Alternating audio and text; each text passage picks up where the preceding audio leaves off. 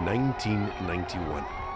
The streets of the capital are filled with thousands of ecstatic Hibs supporters. Their heroes had won the Scottish League Cup for only the second time in their history.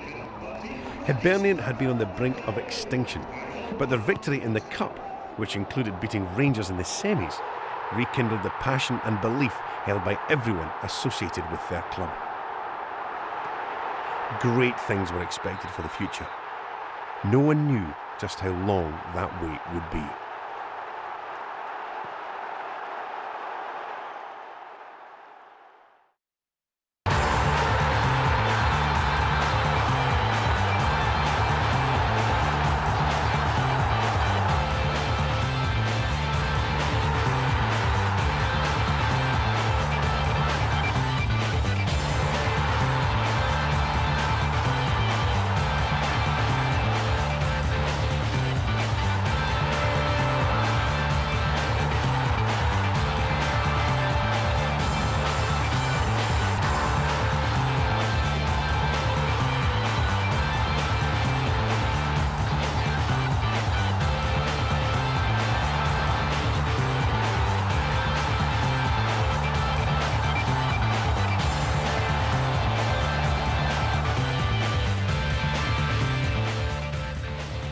The story of the historic Cup victory began in August when Second Division Peterhead came to Easter Road.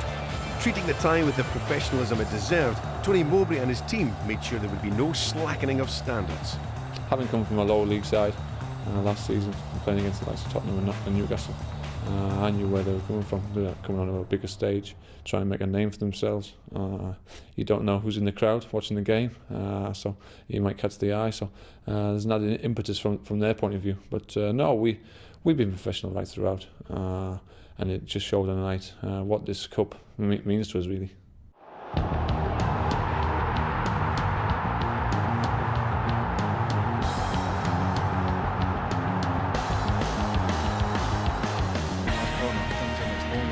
Right for Jones's head towards goal, and it's in the back of the net. I'm not sure what happened there. One's run down as an own goal, but in my mind it's my goal.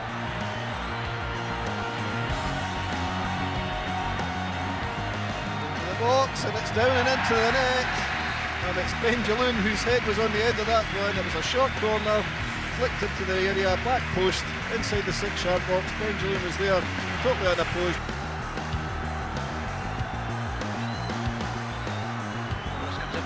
For Jones, it's fell to Scott Brown in the area, has the score, and he does. Scott Brown makes it 3 for Hibs. 51 minutes played. It was a cross in from Zamama from the free kick. Rob Jones won it in the back post. The Peterhead players couldn't clear it, got cut under their feet, and it fell to Scott Brown. McCluskey, what do you think about a drive? He's certainly got the space.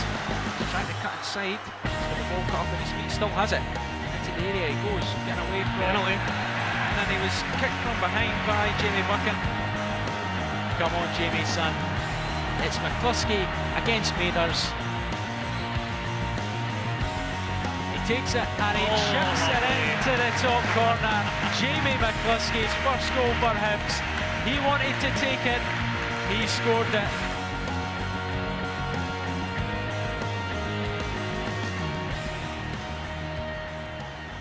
In the past, the borders town of Gretna was more associated with eloping couples rather than football, but recently their team had been transformed into a good side which powered through the lower divisions and in the previous season had reached the final of the Scottish Cup.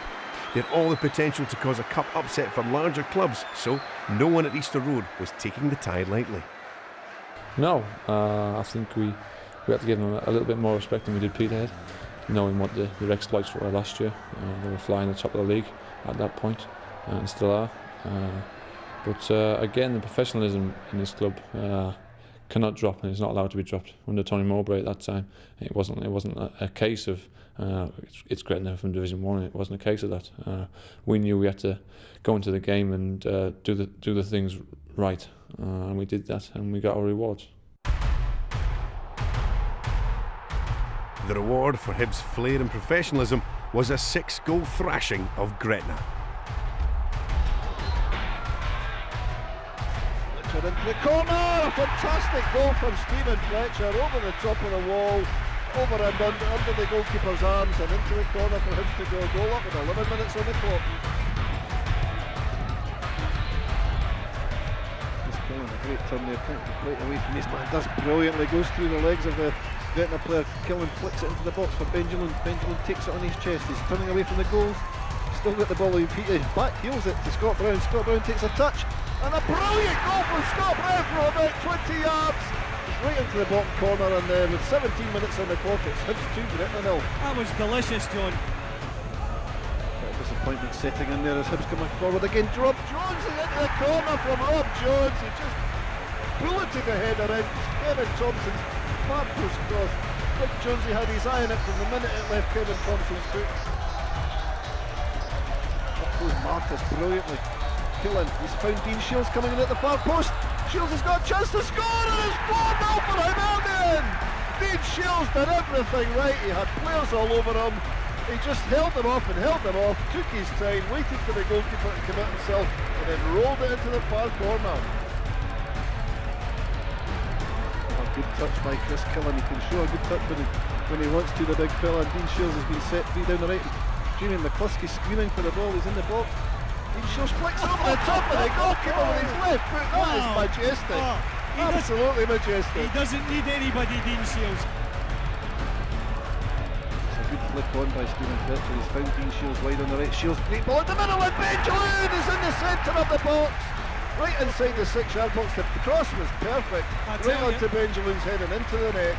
A beautiful flying header, reminiscent of Pat Stanton's in the 1972 League Cup final, John.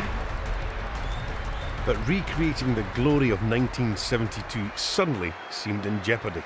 In October, Tony Mowbray, who had done so much to rejuvenate the Hibees, announced that he was leaving for West Bromwich Albion. Mowbray's reputation as a manager was one of the main reasons Rob Jones came to Easter Road. For an awful lot of reasons, to be fair. First and foremost, the drug of SPL football, and actually playing for a club such as this was too big a drag to stay where I was. Probably the second one was Tony Mowbray, with him being a defender, me being a defender. There's no better way to improve and get better than someone who's already played in the opposition being your manager. I heard lots of stories about him from mutual friends, but those two are probably the main ones, and then actually coming down for talks cemented it, to be honest. You see the stadium and the setup here is fantastic, so there's no negatives, all positives. For any player, the prospect of a new manager can be worrying. Their future suddenly becomes uncertain as the newcomer introduces his ideas and stamps his authority on his new club. I think whenever a new manager comes into a club, more or less every player, whether they're playing or not, is on a clean sheet. For the players who weren't playing, added a little bit more impetus and a bit more excitement. And the players who were playing made them a little bit nervy, I think. But detriment to the gaffer, he came in and philosophy was the same as Tony Mowbray, so the transition was quite easy. Yes, the gaffer's brought in his own rules or how he wants to do things, but in the beginning it was made very easy, as we'd already played free-flowing football anyway. It's always a worry when a new gaffer comes in, but we're doing all right so far. Any fears that the club faced a bleak future were dispelled at the end of October, when Hibs and Scotland hero John Collins took charge. From his first day, he knew exactly what he wanted from his players. I think the first interview I had was to come here and try and win things, get the club back up, challenging the big boys. There's no point coming, I said from day one, and just making up the numbers, being happy, getting to quarter-finals, semi-finals, and 5th and 6th in the league. We want to be pushing up and challenging for every honour. My philosophy is the ball's round, it's meant to roll, and meant to be start at the back from the goalkeeper, played out to the back four, through the midfield. Every player participating in the game. I've heard so many managers speaking to defenders or shouting to defenders, clear your lines and get up the park. It's something that I detest. I like all my players to be comfortable on the ball, to take responsibility in using the ball. And that's what we work on every day in training. We work to get them better in possession of the ball, passing and moving. his philosophy would be put to the test almost immediately. In only his second game in charge, Hibs met Derby rivals Hearts in the CIS Cup.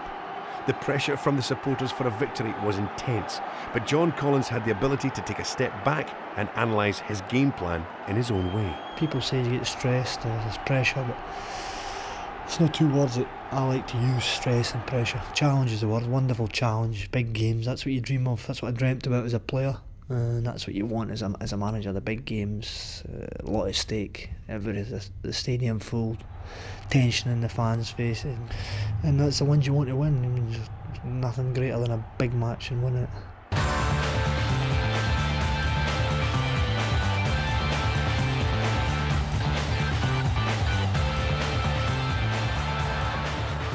Hearts looking to get this underway.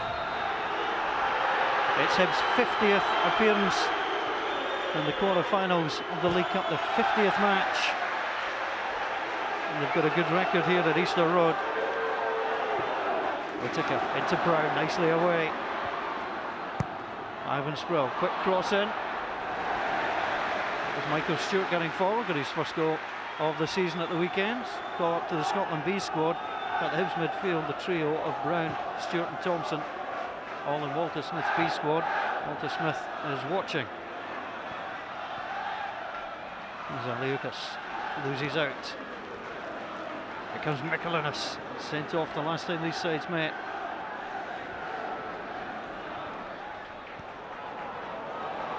Goalkeeper shouted upon. Presley well above Killen. It's going to go against Thompson for coming through. And it was Michael Stewart coming through. Here comes Jones. Held up well by Killen. Michael Stewart in advanced position. Murphy made a great run. Murphy with a cutback. Good block in the end by Christophe Berra. It was Chris Killen coming over. Very adventurous. Hibs with the ball across. Presley clears. Thompson trying to bring it down. Stewart's behind him. He's yelling for it. Comes back to him. The right foot effort. Could be a chance for Killen. Well, Craig Gordon knew it was going wide. Chris Killen almost snuck in the back door. Yeah, it's your classic cross come short. Craig Gordon's left it up with Killen and slid in there. Could he have finished that? Certainly not offside. He's came from behind the play.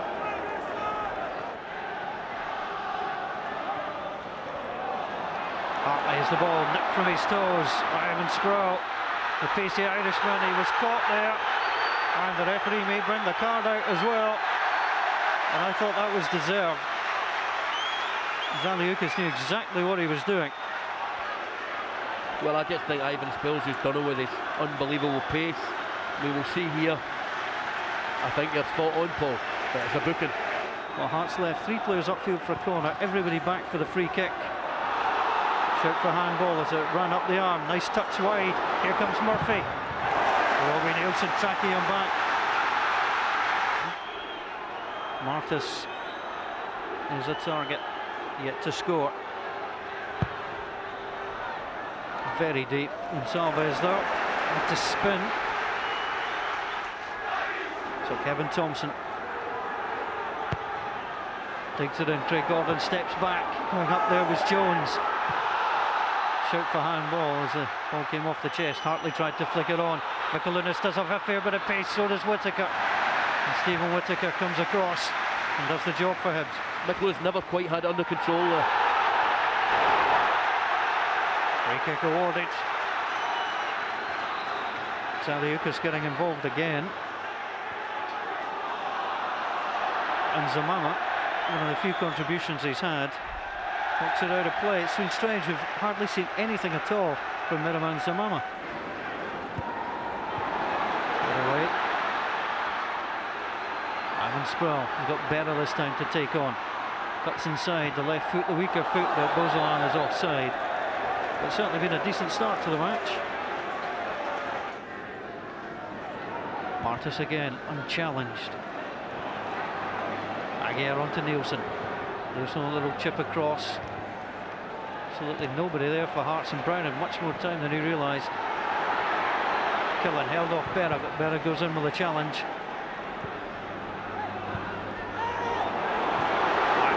is onside. Sproul from Brown. Sproul goes in. He does have such great pace, but he's yet to score against Hearts.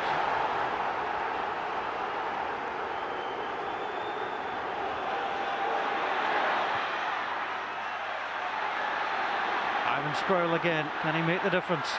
Sproul gets the better of his man that time. Bourgelat. Real chance. Did he go down? Play on, says the referee. Killen hits the turf. Referee says no.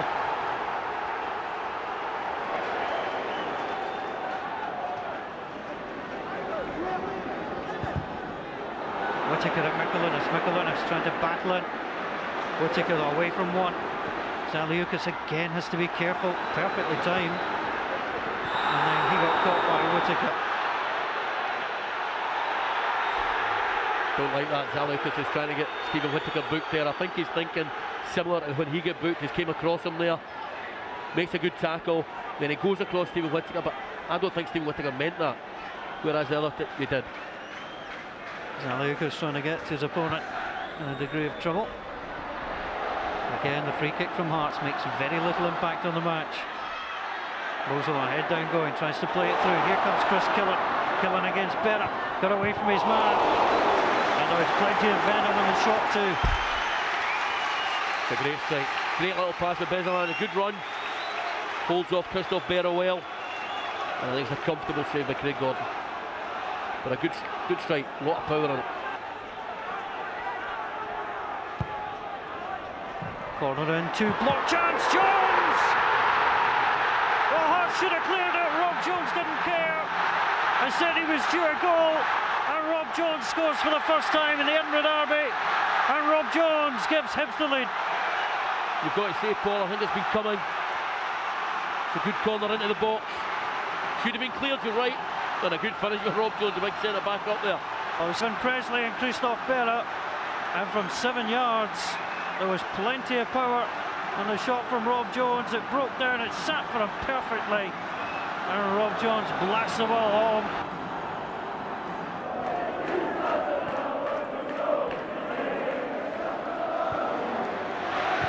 Hibs are playing with great confidence now. Brown driving forward. Zamama wants the ball. Brown eventually drops it off. Works the 1-2. Brown with a chance! Well, Stephen Presley has a word with Craig Gordon, a shake of the hands, and Stephen Presley saved Hearts. Utterly outstanding. I mean, it's breathtaking football. Brown drives to the ball. Looks like he's going to shoot. Plays a delightful little 1-2. Shows a lot of composure, but it's a great save by Craig Gordon.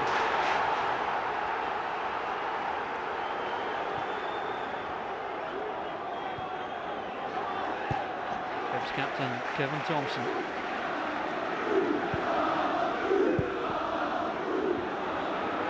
Characteristic heavy touch from Whittaker. Thompson again. Played in the CAS final against Livingston, the only player on the pitch to do so. And he's won himself a free kick. Zamama. David Murphy's got a pretty powerful left foot on him. Late run comes in, Zamama goes for it.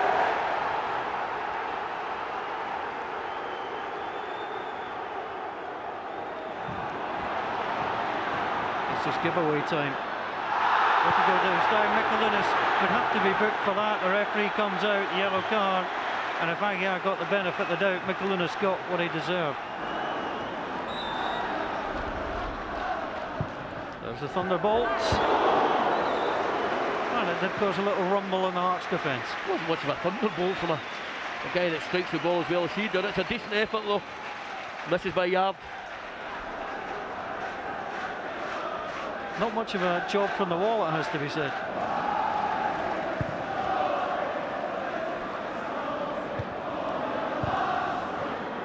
Ivan Sproul seen plenty of the ball in this first half. Away from Mikulinas, who again had to be careful. Sproul with the tricks, the turns, Bourgelat almost in. Nielsen for Hearts. Whittaker knocked on by Zamama. Killen looking for it. The flag's up though.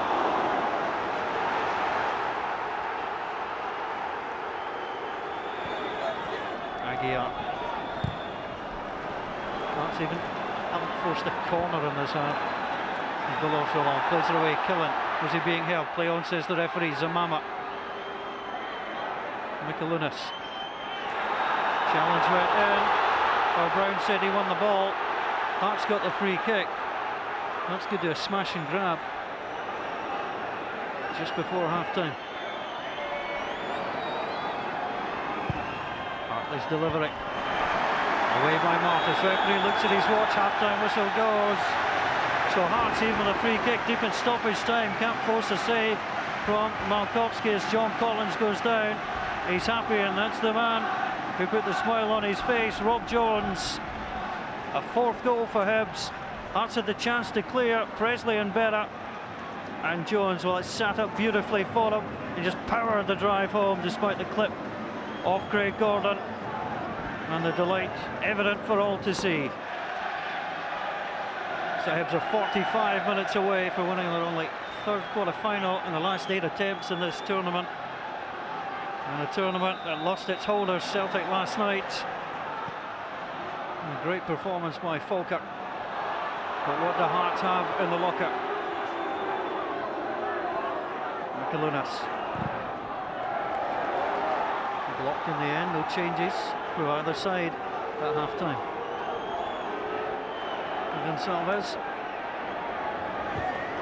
Took the header away, down to Mikalunas.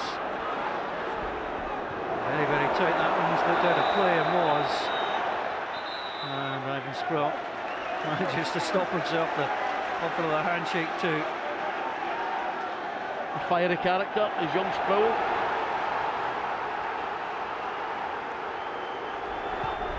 Hartley with a flick on. Elichka goes chasing. Martis won't use his goalie, but he's got Whittaker there.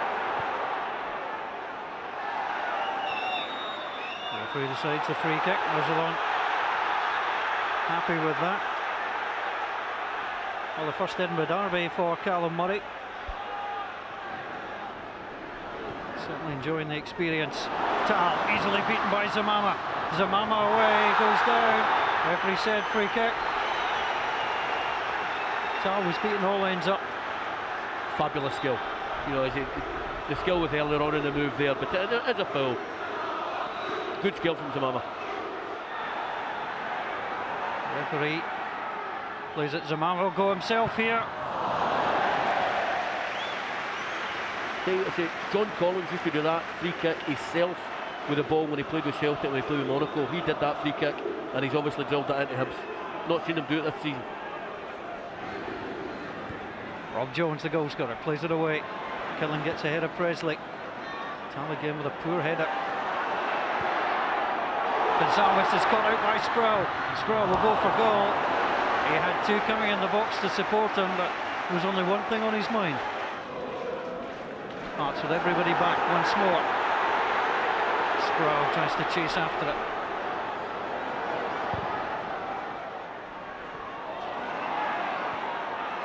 Thompson again, he's just been mopping things up when required. Whittaker.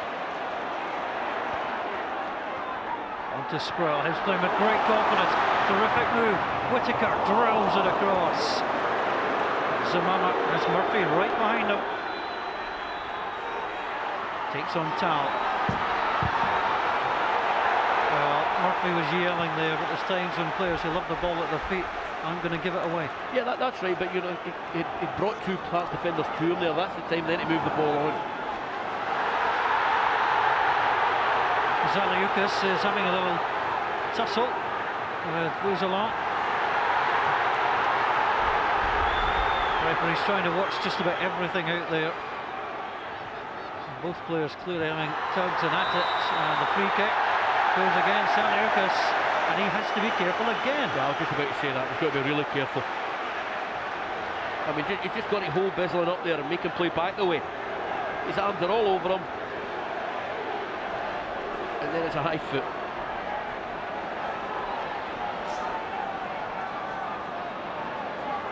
Hearts are preparing a change here. That's Hibs. Up the ball, and glancing header! Well, there's only one Rob Jones, but I'll tell you, he almost got a second goal. Yeah, great delivery. All the pace is on the delivery. Just a little bit behind Rob Jones. Does really well to get anything on it.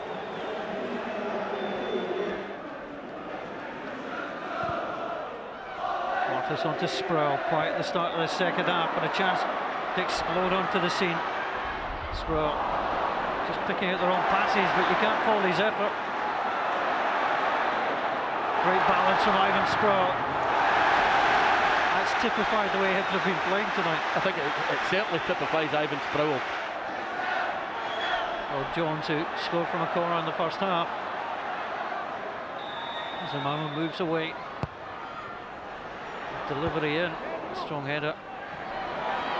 From Zaliukas. Here's Aguiar for Hearts. Pinned down by Beauzelon.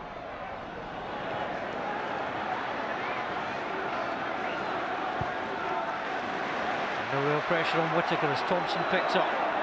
Sproul goes out wide. They take on Berra.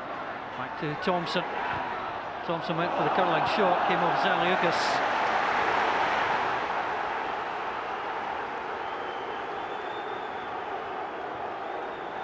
Corner turned away.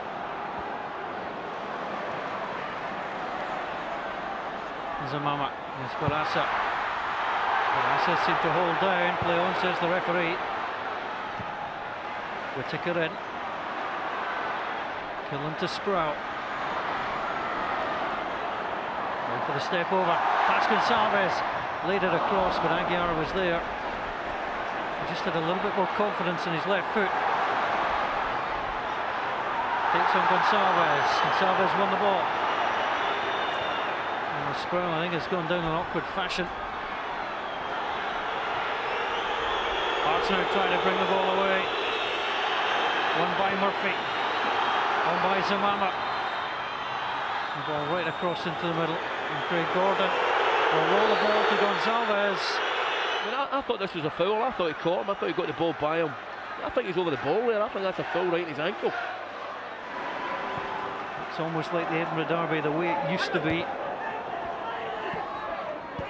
Sproul holds off for Whittaker. Aguiar comes across. Sproul will swipe out. Aguiar forward into Paul Hartley. Hartley with a chance. Malkowski quickly off his line. The much maligned Malkowski, excellent goalkeeping.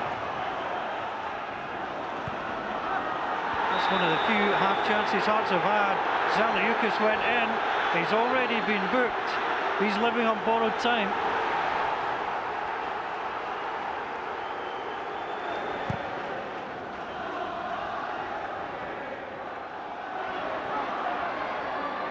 Sproul played in the last 6 Edinburgh derbies. Moving forward, gets away from Gonçalves. And wins another corner kick.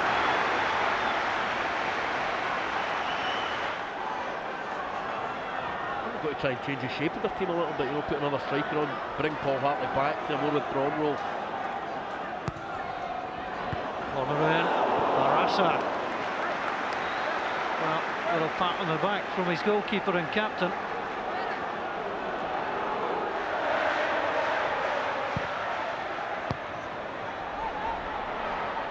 Beauzelon.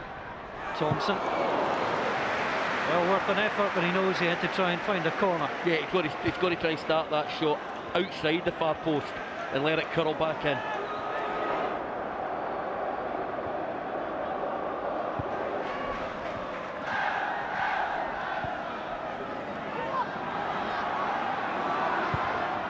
Ball struck forward, Killen there, Berra went in, play on, says the referee, shoulder to shoulder.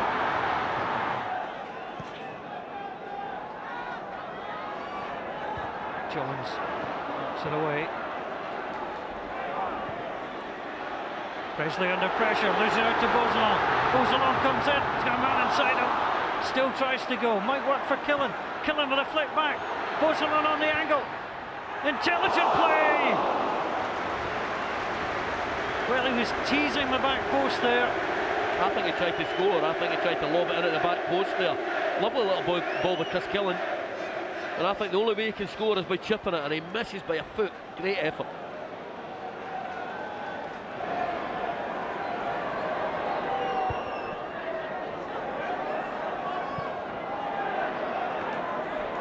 Velička battling for it. Hartley's available. Velička goes down under the challenge of Brown. Brown just resisted temptation to flash that ball into the stand.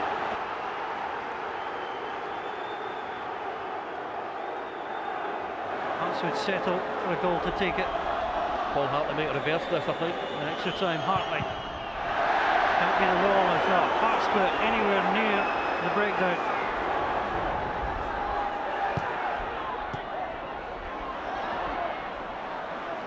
Even when he makes a mistake, Kevin Thompson, he usually can recover. Wow, the heel caught by Hartley. The referee said free kick.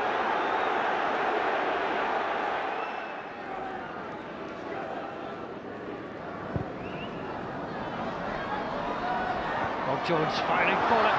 Hibs could go through here. Killen. He was onside, Chris Killen.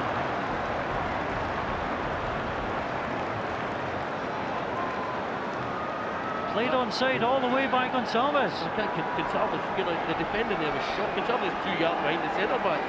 That's a decent first time job by Killen. Must have taken him about a yard. There's just been no fluency about Hearts' play coming forward. Hibs on the other hand, passing well.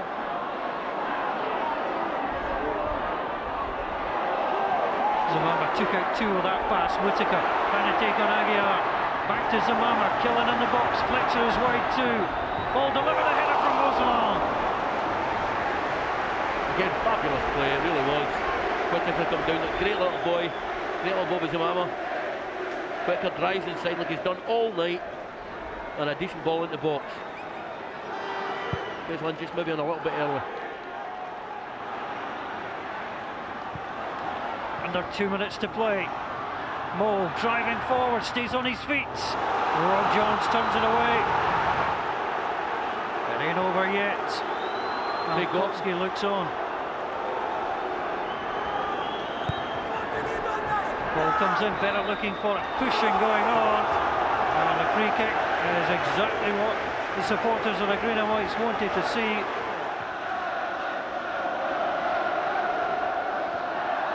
Gonsalves seemed to go into Killen there. Zamama away from Gonsalves. Gonsalves going in. Gonsalves almost took him down. Zamama, tremendous from Zamama. Just couldn't provide a finishing cross. Thompson almost picked out Fletcher. The eyes will now go to the 4th official. Additional time. Mole onto McKayler. 2 substitutes. They'll back in Scott Brown. Well, he could have just thumped that up the park with a little ball to Martis. Hibs passing philosophy remains for 90 minutes. Brown now coming forward. Caught between wasting time and wanted to go for it. And he was caught in 2 minds. 3 additional minutes. I can't believe the Hibs are still playing with 3 minutes to go. Angle ball played in. Malkowski just lets it go. Hibs are going to waste some time. One Moroccan for the other. Zamama has been terrific. Well, Benjaloun is coming on. He's scored in both rounds of this competition, the wins against Peterhead and Gretna. It's a nice feeling to come on in stoppage time of a quarter-final. He's a terrific player, but when you catch sight of his boots, you question his taste. Just trying to hold on. Roselon almost back. Hearts are mired deep inside their own half. They're in a real hole too. Just over a minute to play. And the free kick goes Hibs' way. And if Hibs take their time here, Ian, they can just close the match out. Well, I don't think the centre-backs are big enough for this one, and they've just been told by John Collins, don't go up. Well, 3 of the previous 4 League Cup meetings between these sides have ended 2-1 to Hearts. Both in sectional play, but when it mattered in the quarter-final, it's Hibs who have the lead through Rob Jones. Playing down the clock. Hearts are desperate now. Whittaker returns it better. Hearts are going for it with Rob Jones. Supplies the header. Benjaloun keeps it in. Thompson again. Cam wins the free kick. That just typifies the way he's played tonight. It does, you know, a lot of lesser players that walked onto that ball, tried to volley it forward. He just knocked a little header, won a free kick for his team. So Rob Jones' goal A 7th different player to score in the last 8 goals against Hearts. He's made the difference. The referee looks at his watch, and it's Hibs who will go forward into the CIS Insurance semi-final draw. It's a deserved victory, and a first victory for John Collins. A smile for the camera, and it was Rob Jones and the whole Hibs team who made him smile. In truth, over the 90 minutes, Hearts never tested Zimi Malkowski at all. And John Collins is absolutely thrilled, and it's a match Hibs deserve to win. That was probably our finest performance, and I think that game we played fantastically well. It was only 1-0, but we dominated that game from kick-off. They couldn't hardly get out their own half. Every time they got it, we took it straight back off them. We passed it well, we were sharp. The only disappointing thing was it was only 1-0. We should have scored more goals, but it was a fine performance, and it was one of those games sitting watching, and I wasn't completely confident that we were going to go and win the game. It's always different. Derbies are always different. There's a little bit of added spice into them, not just from the spectators' point of view, but everybody associated with both clubs. Spectators want to go back to work the day after and get one over there on the mate. It's the way it has been and always will be. But on that night we were fantastic. Probably one of our best games of the season, to be fair. Yes, we only scored 1 goal, but we controlled the game from start to finish. That performance epitomised the way Hibs play their football, with every player playing for their teammates and dominating the opposition. But for Kevin Thompson, it was the end of the quest for silverware. He left Hibs for Ibrox in January. However, another great player was ready to take on the captain's armband, Rob Jones. He's a model professional, and that's why I give him the captain's armband. I think he's a good communicator, leads by example on the training pitch, on match days. He's focused, gives you everything he's got, and I think he's got leadership qualities. That's why he was given the armband.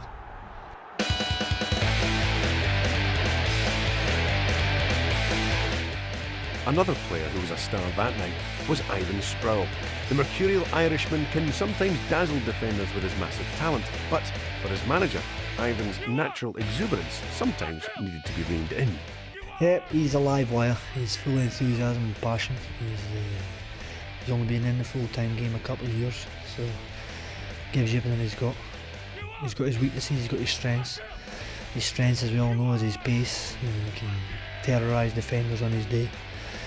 He's got his weaknesses, which we've got to work on. Me and Tommy and Proc, we've working on the training pitch. His shooting, his crossing, his touch. But he wants to learn, he wants to get better. So yeah, he's a joy to work with. But a team's success is never down to 1 or 2 individuals. For a manager to be successful, he has to get the best from every type of player in his squad. That's part and parcel of the job. You've got the shy ones, you've got the foreigners, but that's the beauty of the job, that we have got a young squad, and I think it's more enjoyable working with young players. You see them developing, not just as football players, but as adults, becoming more mature. And I think youngsters take it on board. Certainly the majority of the youngsters here, everything we asked them to do, they've done. We can't play them all, so not all of them will make it in the first team, some will move on, but as long as they're learning, and when they leave the football club, they leave me and Tommy, they're better players than when they arrived at our doorstep. After that magnificent victory over Hearts, the semi-final was fought at Tynecastle. Even before kick-off, the Hibs supporters made sure their voices were heard in every corner of the rivals' ground. Although St Johnstone had already knocked out Rangers at Ibrox, the bookies had Hibs as favourites. Some people were hailing them as finalists even before a ball was kicked, but Rob Jones was realistic about the challenge. I think that was the most nervous we've been, to be fair, as a team. I think you've got to give an awful lot of credit to St Johnstone, because on that night they played extremely well, and they took us all the way. Well, everybody talks about us being the bookie favourites, and rightly so. You're the Premiership club against the First Division, but when it comes to a semi-final, they're tense affairs. There's no such thing as a favourite. When you walk on the pitch, it's 11 against 11, you've got to go and perform.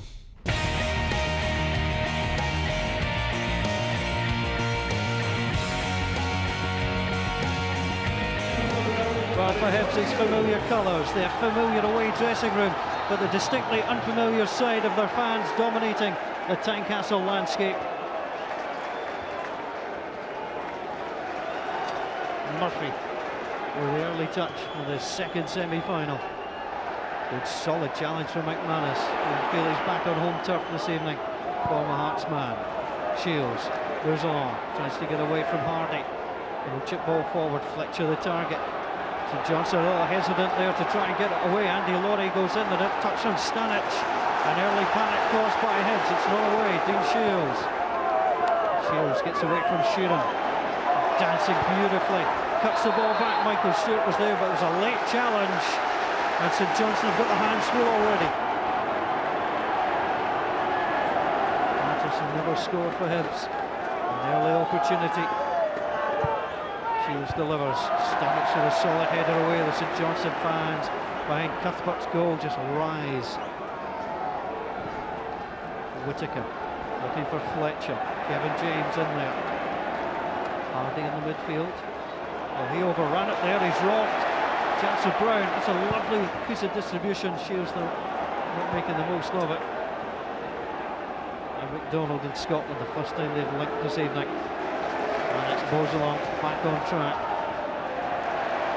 Well, Hibs played 3 League Cup semi-finals in the 1970s and won through to 2 finals. This is the semi-final of this decade. They go in search of their second final, and John Collins, who played in the final in '85 in the green and white, wants to go there as manager. Shelton Martis out for 3 matches. Chris Hall preferred him at the back, but he's won his place back.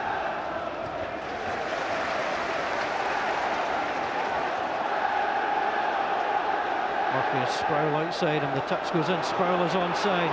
Electric pace from Sproul, cut back and the open goal from Stephen Fletcher.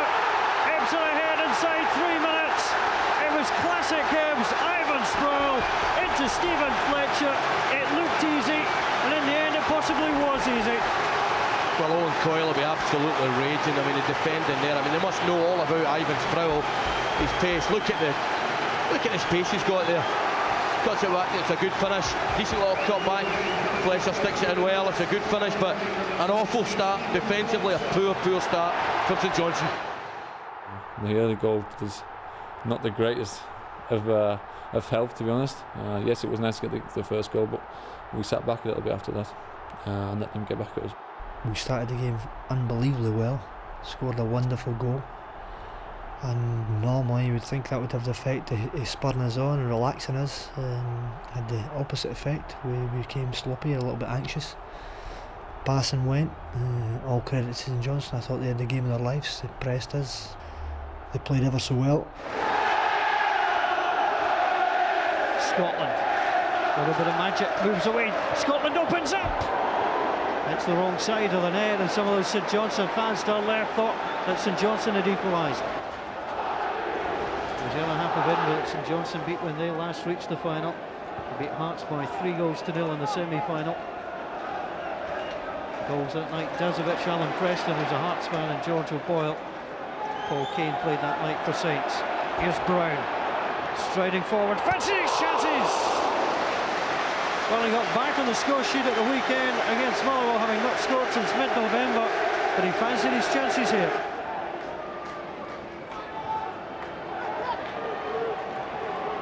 Stewart, central midfield berth, his own now. Just went in a little late on Derek McInnes. Well, the experienced Derek McInnes was playing with Millwall. He was travelling at the offer to come to St Johnson and took it. Swung in by Sheeran, the goalkeeper came out for it. Well, Kevin James was going up there, he's 6'7". Stewart just pulled out of that from Mensing. Scotland. There's Dean Shields. That's a lovely ball through, just offside. Ivan Sproul. Dean Shields spotted precisely what he wanted there. Yeah, you know, I don't think Ivan Sproul could have held his run anymore. If you look there, I tell you what, it's very close. I think it's probably just offside. But a really good run by Ivan Sproul.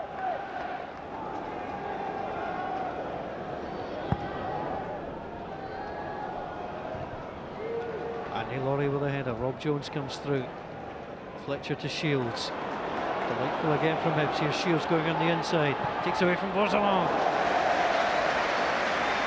Good effort from Dean Shields. Worked himself into space. Yeah, great skill as well. A very talented boy. Comes inside, beats Andy Laurie. Flicked on by McDonald onto Scotland. Support from McInnes, he doesn't need it, he's going himself, and Murphy read it. Situation perfectly. The Englishman across, just thumps the ball away. Well, it's great defending. That's what you want from the opposite side fullback. You know, 1-on-1, Jason Scott leaves Martis for dead. Great defending.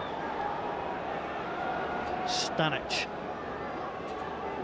with a long throw. Martis got it under control, but it breaks. And Martin Hardy says that should be a corner. The referee agrees.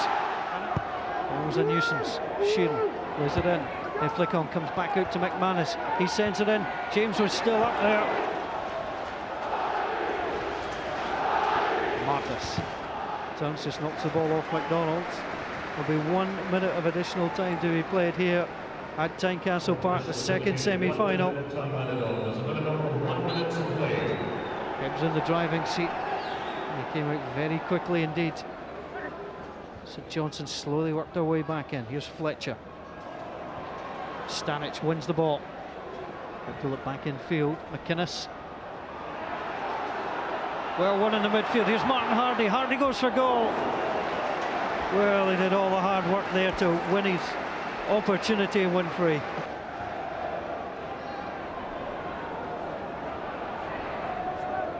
Stewart on Ivan Sproul.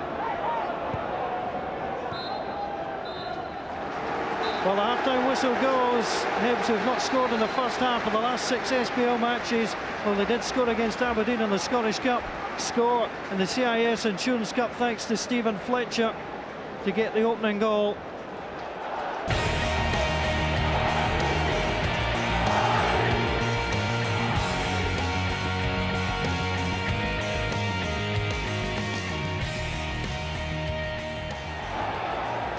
So the start of the second half. It was 45 minutes away from joining Kilmarnock on the 18th of March. And the Saints have other ideas. Mensing trying to play in McInnes.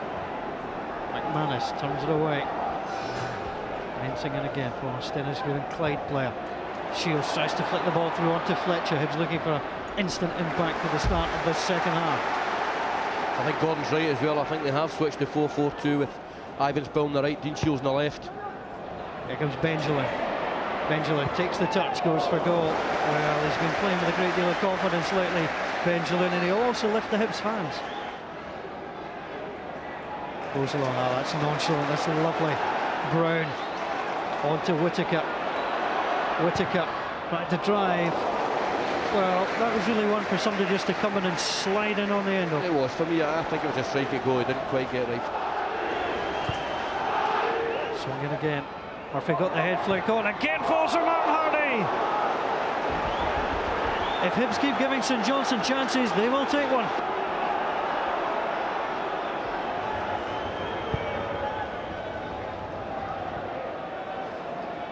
Fletcher to Benjamin. Benjamin has got a chance, and overlap from Dean Shields. Dean Shields flicks it across, Cuthbert out. Good play from the goalkeeper. Reacted well, read the danger coming on his right hand side. Yeah, excellent stop. Good link play with the strikers here. All about Dean Shields' first touch. Doesn't take a good first touch. Tries to dink it over the goalie, and Kenneth Cuthbert does really well. It's 1-0 Hibs. Jason Scotland trying to change that. Low ball in, Rob Jones takes no chances. Broke off Martis, Whittaker. Now Boslon looks up, sees the run of Benjamin.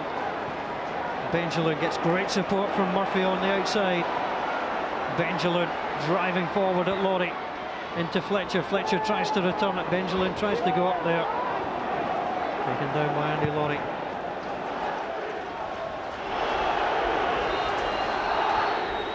Sheeran into the box, dealt with by Jones. Breaks for McInnes! Andy McNeil was struggling to get across, and Derek McInnes almost brought Saints level.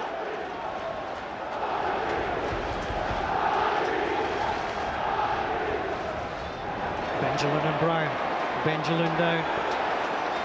Out wide is Whittaker. McCann on the overlap. McCann back to Whittaker. Takes the touch. Can't get past Stanic, and there's a gap at the back. McCann was forward. Morris was there. Morris goes for it. Scotland in the box. It's a good cross. Scotland moved away! Absolutely pinpoint accuracy from the cross, and Jason Scotland brings St Johnstone level. The CIS Insurance Cup semi-final. It's St Johnstone 1, the winner going to come from? Is it the class of Hibs or the grit and determination of the Saints? Benjamin onto Whittaker. Here comes McCann. Easily defended by Kevin James. Goes along. Turns, looks. That's for Lewis Stevenson. Stevenson forward onto Fletcher. Nice dummy. Benjamin held up well from James. He wants somebody to come out on the overlap. Actually gets it from Kevin McCann. McCann cuts inside Stanic. McCann can't get the ball past the defender in the box. Hardy and McCann both battle for it. Hardy's got the body strength. McCann's got the persistence. Excellent play from Kevin McCann. And has he won his side the corner? Yes, he has. I mean, it's great play by young McCann. He really fought his corner there. Shelton Martis forward. Scott Brown comes across the tape. Time capsule is buzzing. Makes a little mark and will do so again. Brown with a signal. Cuthbert came, stayed. Jones was the target. Good break. Knocked away by Mensing. Murphy tries to battle for the ball. That was a nice play by Murphy. Tried to play it through. He was taken late. Free kick. Yeah, it was a free kick. There's absolutely no complaints here. Good composure from Murphy there. Fletcher and Brown. Fletcher. Terrible. Looks back for Jason Scotland. McCann beaten. There's a man on the overlap. It's Maurice. Scotland's want to go himself. He's got a man right across in Sheeran. He's not looked up. He gets the shout eventually. McInnes does pull it wide, looking for Sheeran. Hibs comes forward. Whittaker now on the left side. Three blue jerseys closest to him. But Hibs win the corner. Shelton Martis, an obvious target. Signal from Brown. It's Derek McInnes who knocks it away. Turned back in by Murphy. Flick back in. Hibs trying to find a way to get through the goal scoring hero of the quarter-final. Captain Rob Jones. Whittaker. Stanic with a poor header away. Breaks for Brown. Brown has Fletcher outside him. Turns, gives the ball back to Murphy. Murphy's going to have a dig from here.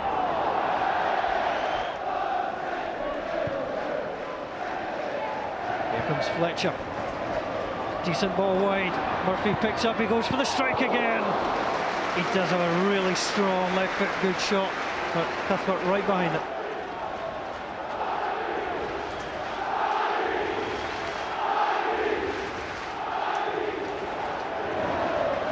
Can Hibs conjure up some magic? Is there a winner? Goes along. Looking for Murphy now, playing in the midfield. Good ball across, McManus away. Lewis Stevenson will pick up. Can he deliver a good ball? He does, moving away. Fletcher! He's having his jersey taken off him. Still got the header away. Kevin James is going mental at Goran Stanic. He's got to get closer to him. You've got to think that might have been a penalty kick. Tell you what, Stanic had his jersey. I think St Johnstone may have got away with that. And you can see the t-shirt being revealed. I think the very fact they got a header on it is why, Kevin Thompson never gave the penalty. Scotland trying to battle against Jones. There's Bosalon. Inside the final 30 seconds of normal time. Here's Benjamin.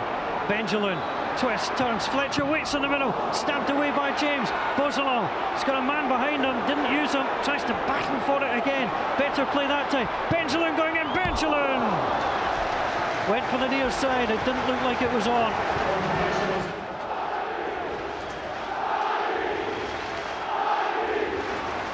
Here comes Sheeran. Plays it across. Moraes, he's got Scotland off him. Some trickery from the Portuguese. Hibs just glad to clear the ball. The referee looks at his watch. Benjamin, the dying seconds. Stanic though, and referee Craig Thompson will say that is it. The 90 minutes have come and gone. Not always silky, but I'll tell you what, it's been exciting stuff. He had a couple of good chances in the second half, which could have finished it off really. And we wouldn't be sat here now. We knew we didn't play well that night. To come out and give what they did, especially in extra time, because the boys were tired, shows the detriment and the passion was in our dressing room. And I have to admit, I was worried second half in 90 minutes. Extra time, we were a different team. We came alive again. The self-belief came back into the team, the energy came back. We took control of the game again.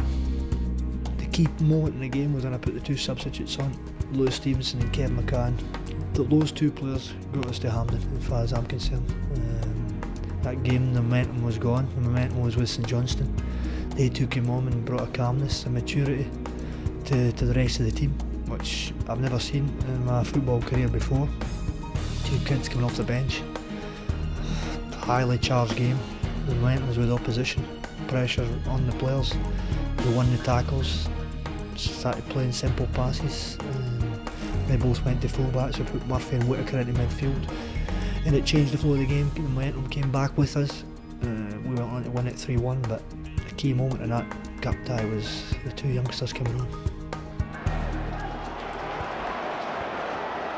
Lewis Stevenson, one of the 3 subs used early by John Collins. Fletcher came short. Benjamin made a run.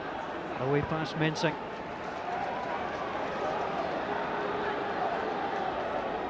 Brown trying to see if the space will open up for him. He got taken out there by Derek McInnes. And Derek McInnes, I think, is going to see a yellow card for this. Well, the Hibs players, I think, in their minds didn't expect this, certainly not when they went a goal ahead. Murphy pulls the trigger! Kevin Cuthbert wasn't expecting it, not a shot from that distance, but David Murphy in his 101st appearance for Hibs rattles his 4th goal. It's a free kick that gives Hibs the lead at the start of extra time. Well, David Murphy nets. Kevin Cuthbert will know on his 11th appearance of the season. The disappointment etched on his face. Hibs ahead. St Johnstone will have to come from behind again. Saints are going to make a change in a moment or 2. Here comes Derek McInnes. Conceded the free kick and led to the goal. Benjamin for Hibs. Lewis Stevenson does love to come forward. Fletcher inside him. Stevenson running, Mensing alongside him. Laurie too. Stevenson, clever little ball in. Knocked well away by Alan McManus. Well won by Murphy. The ball just knocked away. The whole style of Hibs play can change now they're ahead. Stevenson. And for Benjamin. Benjamin with a touch, gets away from McManus. Does well, goes in there on Mensing. Could have pulled the ball back to Lewis Stevenson. He could have done a wee bit greedy, but I think he earned that because a marvellous bit of skill to beat Alan McManus in the wider area there. Great skill, magnificent skill. He can. First team plan since November, made his debut against Aberdeen. They're on the verge of a cup final. Here's Whittaker. Whittaker, Brown just shouting. Decides to leave it. Here's Murphy. Murphy, past Morris. Bit of space. Fletcher. Benjamin in the box. Murphy wants it back. Slid in! No takers in the end.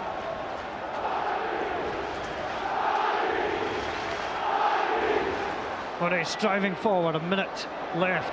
Morris driving into the box. Little grip across chasing Scotland! Was he fouled? No, says the referee. Play on. Referee right up with the action. The St Johnstone dugout thought that was a penalty kick. Craig Thompson controlled the match well.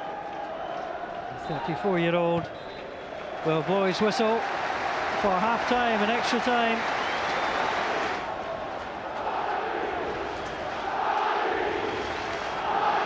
Kevin James loses it to Rob Jones. Good strong header from the Hibs captain.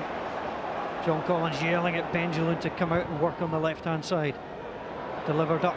Jones watches as Martis then has to pick on Kevin James. Hibs deal with the action. Murphy onto Brown. Brown plays it forward onto Whittaker. Great pass. Hibs have got 3-on-3. Whittaker trying to go through the middle. Alan McManus there. And it comes all the way back to Kevin Cuthbert. Kevin Cuthbert forward. Hibs on the verge of their 9th League Cup final. Fletcher started the scoring in 3 minutes. Low ball across Mensing. Had to play it with Benjamin right behind him. Had to play it, it could have went anywhere. That's a terrific delivery into the box. Does well, he covers the front space well there, Simon Mensing. Hibs just taking their time. There's a couple of players in there, no more than that, headed away by Andy Laurie. Saints had left 3 players forward. Good play from Hibs. Ball flicked on. Real problems now for Saints. Just driven in. Here comes Murphy. Murphy sends it out wide. Benjamin wants the ball, but it's just turned back. Scott Brown almost everywhere at the moment. A tired flick away from Bozalon. Stanic onto McInnes. It's all they can do is to hook it forward. Martis is in there though. Bozalon onto Whittaker. Hibbs looking to kill off this tie. Man wide and Murphy. Murphy going in. Chance to win it all. Great sliding challenge. It keeps St Johnson's faint slim hopes alive. What an outstanding challenge by Andy Laurie. Great block and just ends up the cross. Well, David Murphy took his time there, but taking up terrific positions, David Murphy, in extra time. And you're right, Paul, in extra time it's been all Hibs since they got the goal. Scott Brown, the man who will now take the corner. 90 seconds separate Hibs from Hampden Park. Kevin Cuthbert comes in and takes. Long forward it goes. Martis, well that time Kevin James is on the other side of the pitch. Murphy. Laurie brings it down. Is there one final chance for the men from Perth? Murray's whose cross set up the goal. Challenged well by Bozalon. He has to go back to get it. Comes out to the near side. Stanic plays the ball across. Missed by 2. Here's Kevin James. James cuts the ball infield. Here's Sheeran. On to Jason Scotland. Scotland with a turn. Gets it back to Paul Sheeran. Is this the chance? Sheeran is blocked. Came off Kevin James, then off Rob Jones. Corner to the Saints. Yeah, good play by Jason Scotland. Gets it to Paul Sheeran. Lets it run across his body really well. I'll tell you what, that was certainly on target. Good block. Here comes Paul Sheeran. The corner in. Headed away by Rob Jones.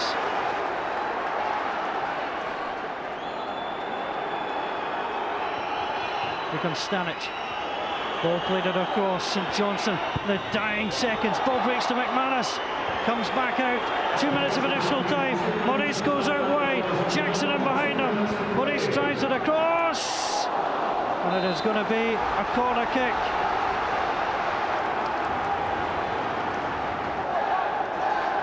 Kevin James is our man of the match. The Saints looking to get back on level terms. James looking for it, knocked away by Rob Jones. It too has been impressive in stoppage time. Spot on. Rob Jones and Scott Brown have lifted Hibernian tonight in the extra time. The dying seconds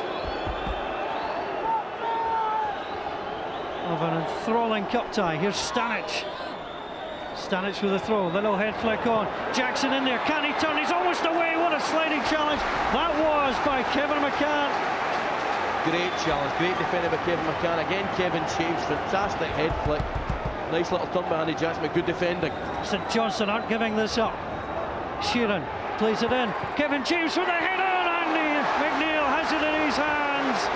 The Hibs fans made a sigh of relief, and he had the intelligence to play it forward for Scott Brown. Scott Brown plays it in for Benjamin. Benjamin for Hampden. Benjamin takes his time. Hibs are on the way to Hampden. They will face Kilmarnock in the CIS Insurance Cup final. And John Collins gets the birthday present he so badly wanted. Yeah, you feel for St Johnson, but that was absolute class from Scott Brown and from Benjamin. Beats the goalkeeper, fantastic bit of skill. And then does Andy Laurie there with a great bit of skill. Simon Mensing, a lucky boy for coming in late there. Great composure with Benjamin, who's looked lively since he's come on. Does Andy Laurie, goodness me. Great goal. It looked a simple finish, but it means so much to everybody round Easter Road Way. A word of thanks to higher power from John Collins. He's relieved. Tynecastle is bouncing around 3 sides. The St Johnson fans have stayed. They will applaud their side. Referee Craig Thompson grinds it all to a close. It took them 120 minutes, but Hibs are on their way to Hampden. John Collins with a shake of the hand for Owen Coyle. Hibs started the match in such fine form. St Johnstone came all the way back into it, but in extra time the class of the Premier League side told. The road to Hampden had already produced some brilliant performances, with Hibs scoring 14 goals in only 4 matches. Thousands of tickets for the final would soon be snapped up by fanatical Hibs supporters from all over the world who had followed their heroes to yet another final at the National Stadium. Maybe, just maybe, this time it really would be their day of glory.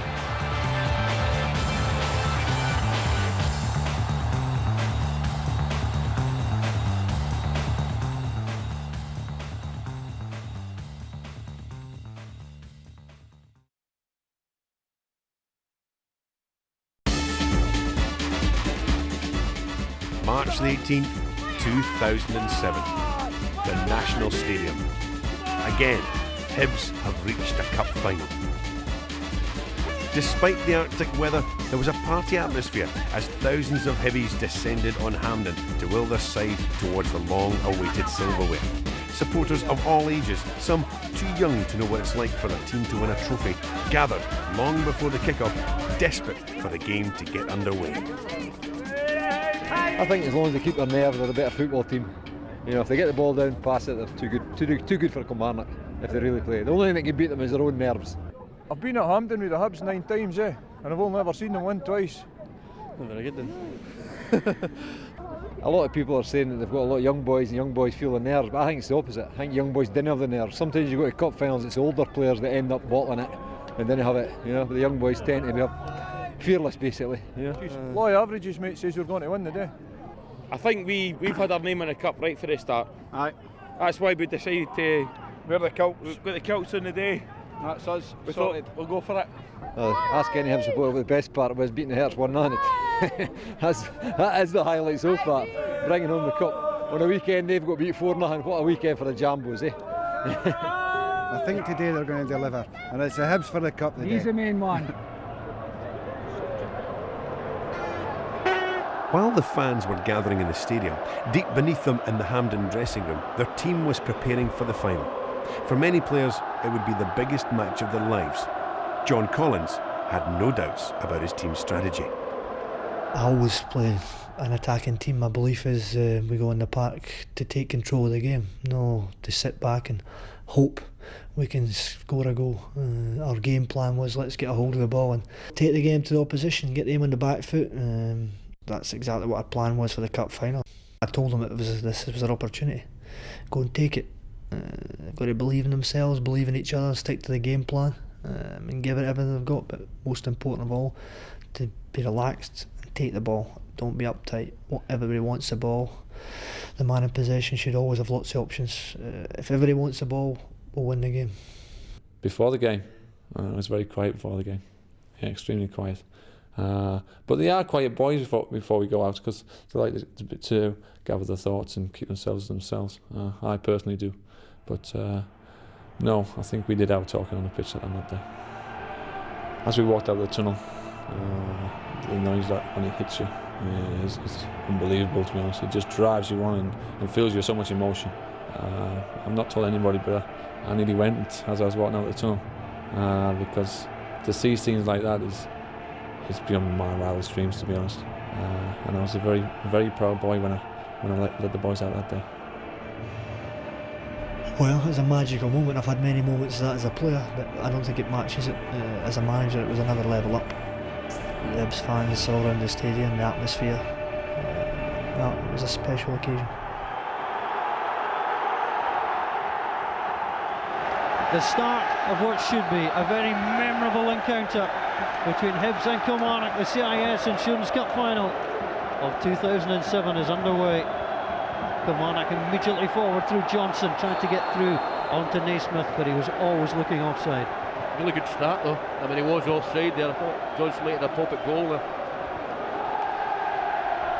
So Rob Jones, the Hibs captain. Now David Murphy. Not an easy ball back at all. Not the best of communication between Murphy and Jones to start the match. Even in the early part of the game, 30 seconds gone, it looks like Kilmarnock going to press the ball really high up the pitch. Alan Johnson. Neatly out wide to Peter Leven, hooked away by Hogg. Johnson back onto Gary Hay.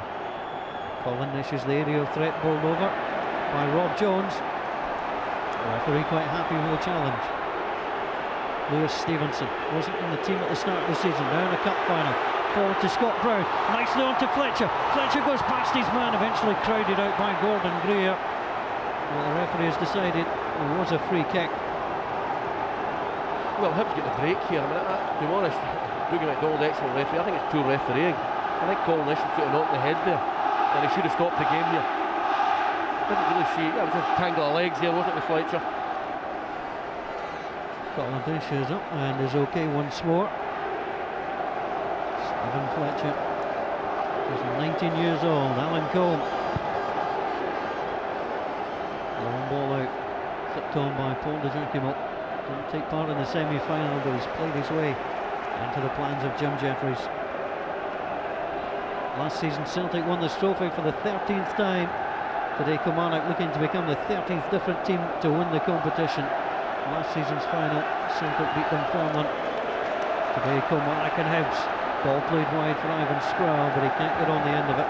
He's had mixed memories of hounding Ivan Sproul. Yeah, he has. I mean, as I said, he is capable of petrels, but he can win a game. That is the type of ball Hibs look for a lot.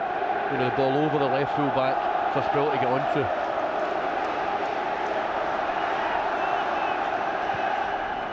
Smith beaten to it by Hogg. And a touch for Andy McNeil. Murphy is trying to fire the ball forward, turned away by Fowler. And a sliding challenge is strong on the far side from Gary Hay. Ivan Sproul sprawling on the ground, and the snow and the sleet falling. I think the last League Cup final to have this kind of weather was Rangers 4, Hearts 3, which settled for a 7-goal thriller.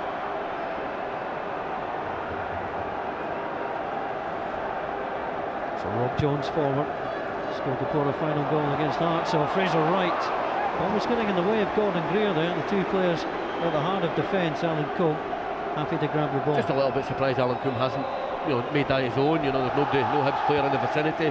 Just come and take it early in the game. Rob Jones gets away from Naismith. Johnson flicks it on to DeJacquimo. Simon Ford, unfamiliar at right full-back. Under pressure as well. Fletcher, infield to Benjelloun, knocked away by Greer. Poor pass across by Bozolot. Fowler to Johnson. The two work so hard in the midfield. Hibs have went 4-3-3. I think Ivan Sproul sometimes tucks back in, but they're definitely starting 4-3-3. Forward onto Nish from Naismith. DeJacquimo driving in just at the edge of the box. Can he pull the trigger across? Good blocking challenge from David Murphy, and the first corner kick of the final goes the way of Kilmarnock. It was a good tackle by Murphy, but DeJacquimo, just really positive play. If he doesn't get the ball in the box, he's going to win inside a corner. Kilmarnock have never scored in the final of the League Cup, and they're desperate to do so. 4 finals, blanks in each. Leaving with a left foot. McNeil stays on his line. Nish tries to send the header across. Mike Naismith, good save away from McNeil. Good reaction. Jones completed the clearance. Stevie Naismith with the first opportunity of the match. Yeah, I think Colin Nish as well. Muscles are in the back post. Just gets a touch on it. It's a great effort by Naismith. Lewis Stevenson might have cleared it off the line. Interesting, Hibs are leaving 2 men up the park at corner kicks in the cup final. So Colin Nish always a danger. Stevie Naismith a hat-trick in the semi-final, not the youngest player to score a hat-trick for Killie in this competition though. It was Tommy McLean. Gary Hay waits for it. Benjelloun beats him to it, sends it forward. Here comes Ivan Sproul. Sproul moving forward. Fowler in front of him. Well, Ivan Sproul almost going through. Good challenge away. Murphy, challenged by Naismith. Comes on to Fletcher, might dig from there. Comes from Naismith, but he showed too much of the ball to Rob Jones. And Rob Jones was delighted to get that type of opportunity early in the game. to go and rattle Stephen Naismith, because you know you'll have a problem during the game with him. You almost saw Rob Jones' eyes light up there from up here when he went for that tackle. Jim Jeffries has got the unhappy face on. That's the one he normally has in the dugout, to be fair. Be concerned. He's just finding a little bit of space. Whittaker infield. Picked up well by Fowler. Well, given away. I thought he was just challenged unfairly by Borzolani, was. And the free kick goes the way of Kilmarnock. I think you saw from Alan Coombs' kick out there that pitch side it is very, very windy.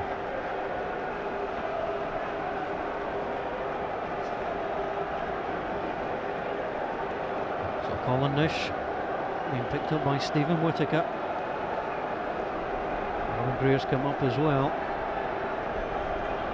Colin Nish never scored in this tournament. He's on the end of the ball. Good challenge. Whittaker comes across. He's called up to the Scotland squad. Stephen Whittaker, a few months ago, but had to withdraw. Colin Nish is going to be there or thereabouts with them all afternoon. Rob Jones with a header away. Again, swirling wind and rain right round Hampden. It's not dampened the enthusiasm of other sets of fans.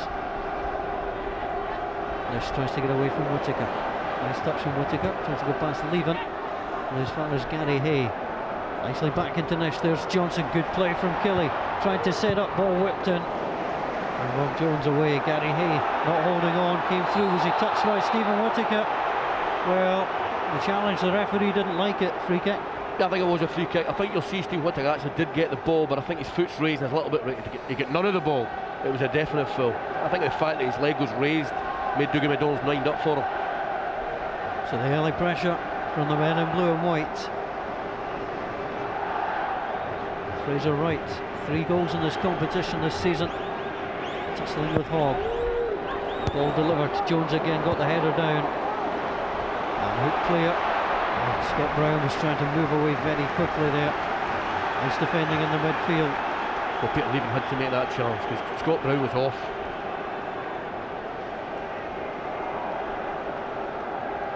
Scott Brown on the ball. Ivan Sproul. Sproul against Leven. Holds up, goes past his man. Well, there's a disappointment there for Ivan Sproul. He felt he got unfairly caught. He's certainly hurt. Not really sure what Gary Hay could have done to get out of his way. Well, they're saying he's certainly hurt. I can tell you right now, I bet he's not hurt. They'll be up in 30 seconds. It is a foul. There's no doubt it's a foul there, first of all. And then Sproul does really well here. There's nothing in that at all. It's a free kick. Good play by Ivan Sproul. Doesn't need to roll about though.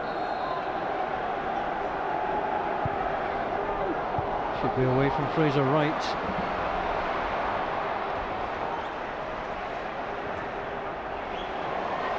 Murphy from Stevenson. Murphy trying to take on Johnson. He's done exceptionally well. He could try and pull it back. Fletcher got the touch. Gordon Greer came across and he had to. Now Paul de Jacquemot. Up to Colin Nish. Well, the cup finals are meant to be tense and nervy affairs. Thankfully, nobody stole down the sets of play. Ivan Sproul. He used magic once more. David Murphy goes along. Here's the shout from Whittaker. Nobody going short to Whittaker.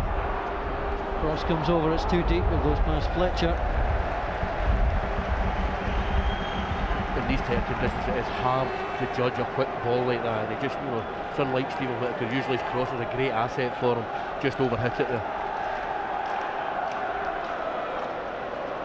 So Simon Ford, with a knee injury last season, didn't play an awful lot. Came back, worked his way back into the side.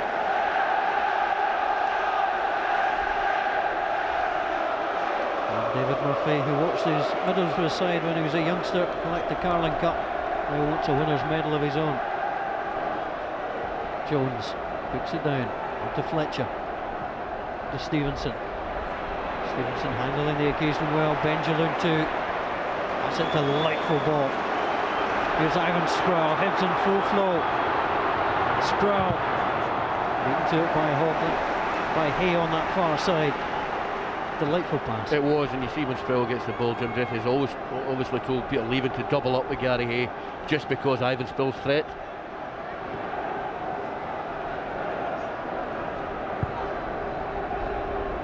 The long ball through, looking for Fletcher. Simon Ford almost manhandling him there. The referee was right there on the spot to say there was nothing untoward. Simon Ford hasn't played in the last 2 matches, but gets the call. Don't worry, not fit enough.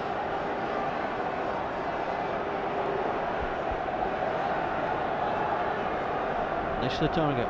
On to De Giacomo.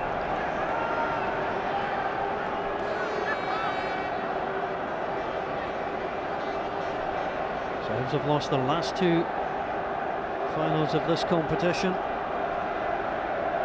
In these hard conditions, Stevenson gets away from him. Good one-handed save. Alan Johnson couldn't make the challenge. He would have taken him down. He would have. Great play by Lewis Stevenson. He just done it for legs, didn't he? And Alan Coombe, good save. You wonder why there's not Hibs man there to go and tuck it in. Alan Coombe with a save. Hibs again coming. Good sliding challenge by Colin Nish. He's been dragged further and further back. He has, and young Lewis Stevenson, he started the game brilliantly. He's on the ball again. Little flick ball into the box, turned away by Greer. That's a nice touch from Peter Leaving. On to Naismith. Naismith looks up. He hopes Leaving's made the runny hand. He's been well tracked back on the far side by Chris Hogg. Yeah, good defending by Chris Hogg there. He wasted him for pace. He did, you know, and then he takes an early strike. It might have been going in at the far post, but Stevenson does really well there. He gets it across the goalkeeper, so if the goalie makes a save, it's going to come down and you think maybe Hibs falling down to stick it in.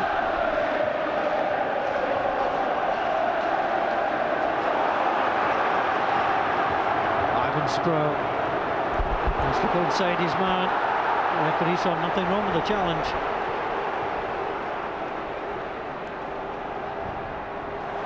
Nowhere to go for Peter Leaving. Just a little ominous for Kilmarnock how easy the Hibs are getting the ball to Ivan Sproul's feet.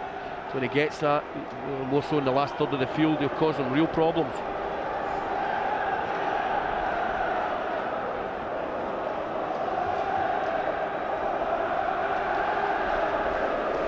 Trying to dry the ball. It might be a hard thing here this afternoon.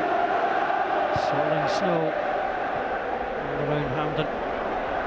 As Benjamin can't get the better of Fraser Wright. Gordon Greer has to react quickly. That was about all he could do just to make sure he cleared his lines. It's great credit the players that are still trying to knock the ball about. You tend to find it's a shame, but the team that maybe masters the conditions better might come out clear. Identical SPL records between these sides. Hibs have the better home form of the two. Kilmarnock have travelled better. Neil goes in, Andy McNeil loses out onto Naismith. Well, he was just a little bit slow there. So a hat-trick in the semi-final to bring his side here. You watch the Scottish Cup being paraded in Kilmarnock. Some 10 years ago, Stevie Naismith, he now wants to be on the bus and not on the sidelines.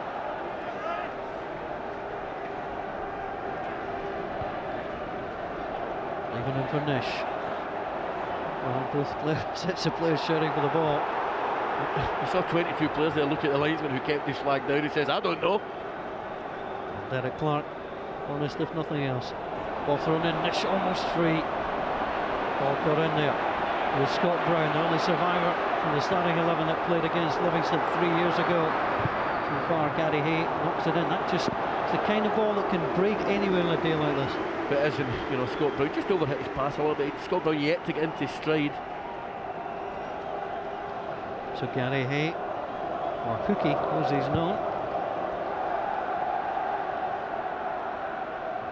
Nish almost got the flick through. Whittaker, shout of handball. Whittaker plays on. And Scott Brown just stuck his leg out. Ivan Sproul can't keep it in on that far side. Now John Collins took over this Hibs side. His first match in charge was against Kilmarnock on the 4th of November. And he normally just likes the jacket with a scarf. It's not that kind of weather, as you can see.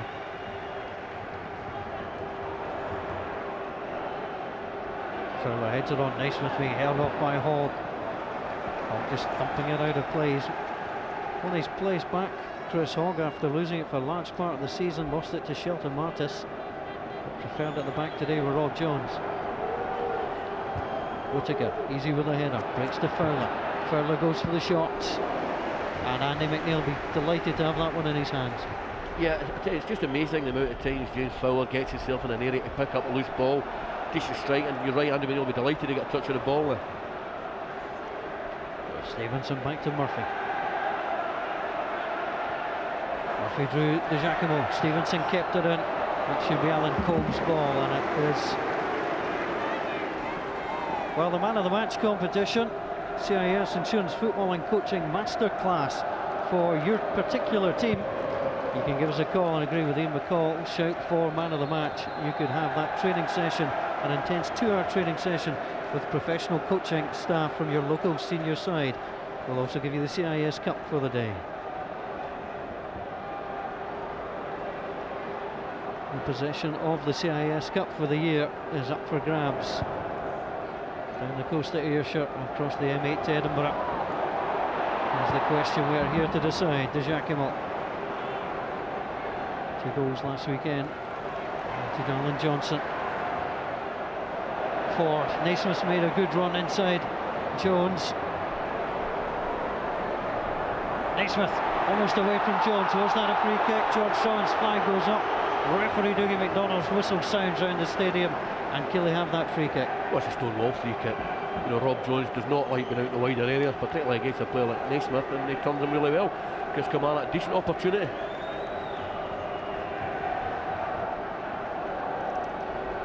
So Gordon Greer makes his way forward. Another player who's never scored in this competition. This is his 8th appearance, former Clyde man. Now in the blue and white stripes of Kilmarnock. Naismith just trying to move away from Hogg. Leven swings it in, it's deep, the goalkeeper comes and takes it on his 6-yard box. Well, he's been told to play it short, and Stephen Naismith goes in there. Well, he's been told to play the ball short by his manager, Andy McNeil, but he was going for the long kick there, and Dougie McDonald just having a word with Stevie Naismith. I always like to used to see forwards go into the goalkeeper, try and, force something to happen. He tried a Georgie Best there and didn't quite pull it off, but you want the goalie to throw it out, but sometimes he's not on to throw the ball out. Kilmarnock pick up again, it's a turn and move forward for Colin Nish.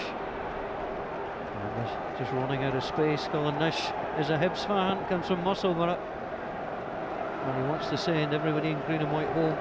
Disappointed, he wanted to stay at his hometown for a little while, man.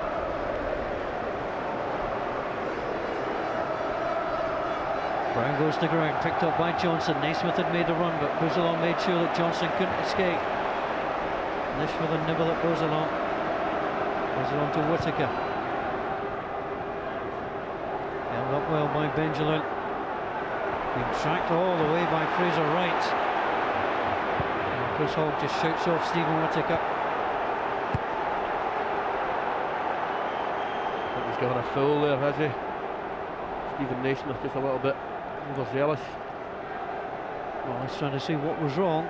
Last season's Young Player of the Year, Stephen Naismith, just going in a little bit too heavily on Hogg.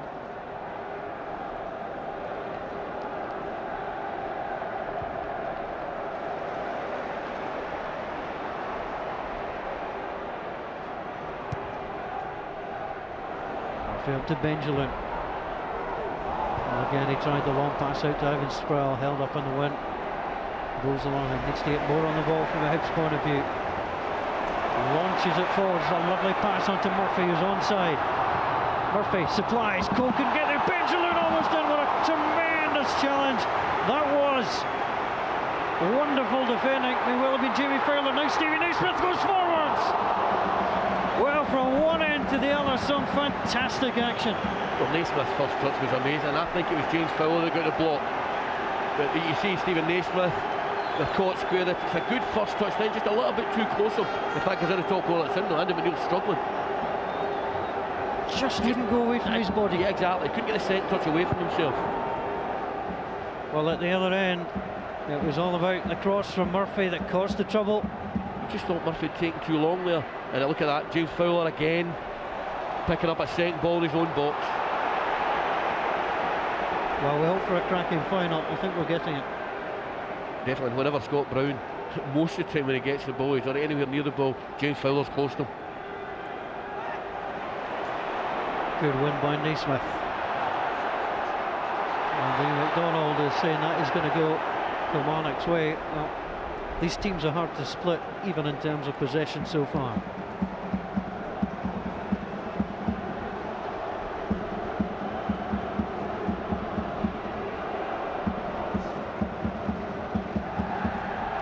John Collins just behind Gordon Greer, telling his side to lift it, get the tempo up just that little bit more. That's a terrible ball back from Hay on to Combe. Scott Brown on to Stevenson. Sproul had come to the left hand side, there was no out ball on the right, but Stevenson eventually finds Benjamin, who'd made the good run, slips on a very slippery surface. Now back to Whittaker. Whittaker with a strike. Yeah, it's a decent effort by Whittaker. I think you'll see more and more of that. It's great play again by Lewis Stevenson, driving into the heart of Kilmarnock defence. Benjamin just slipping at the wrong moment there. I think the players, it'll get slippier and slippier out there. So Stephen Whittaker handled his debut under Bobby Williamson, who also had such an influence on this Kilmarnock side. Gives you an idea of the conditions these players are having to play in this afternoon.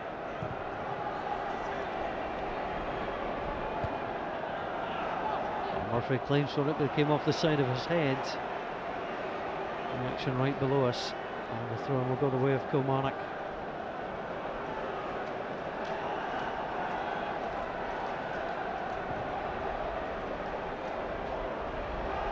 Scott Brown, that was done more in hope than expectation, picked up by Levin. Pushed across by Fowler. His ball forward, won by Beausoleil. Brown. There's Lewis Stevenson, he's not been afraid to come forward, runs into De Giacomo, does a lovely little pirouette, but Jamie Fowler was there. And Combe just running it along the inside of his 6-yard box. Not a good thing to do. What can come up? Stevie Naismith goes towards the ball, should have left it for Alan Johnson. I don't need to say a word, you're spot on. I cannot believe Stephen Naismith, because the linesman waited to see if Naismith, I tell you what, it was close to being onside, isn't it? He waited to see if Naismith was going to run to the ball. If he'd left it, Johnson was on it. I think Andrew McNeil would probably got there to clear anyway. Well, Kilmarnock are a side in form, won 5 of the last 7, their only loss at Rugby Park against Rangers. And it's just a long, hopeful ball, plays away. Hibs have had a little dip in form, not won back-to-back matches since the defeat of St Johnstone in the semi-final. And they followed that up with a win in the Scottish Cup against Gretna. But it's not going quite the way John Collins wants. No, I think he's telling him to take more time in the ball, but I admire John Collins' principles, but at times the conditions dictate how you play. You know, of course you've got to try and get the ball about the pitch, and I think it might have been telling young Lewis Stevenson maybe to stop running with the ball. I think he's had a terrific opening, whatever, 24-25 minutes. 19-year-old Lewis Stevenson, 2 years older than his manager when he played in his first cup final. Naismith up against Whittaker. Whittaker, a little touch in the back, still trying to go there, but Nish came back, breaks the way of Sproul. There they are, Spitzer goes, tries to drag it across. Well, sometimes that's the problem with the high performance machines, they don't always do what you want. Exactly, you know, Ivan Sproul, look at Benjamin. I mean, he's so on to just lay that across the box early. Benjamin's got an 18-yard side footer. They would have hit the target and probably scored. He's just got his head down and hit it, hasn't he? No thought there.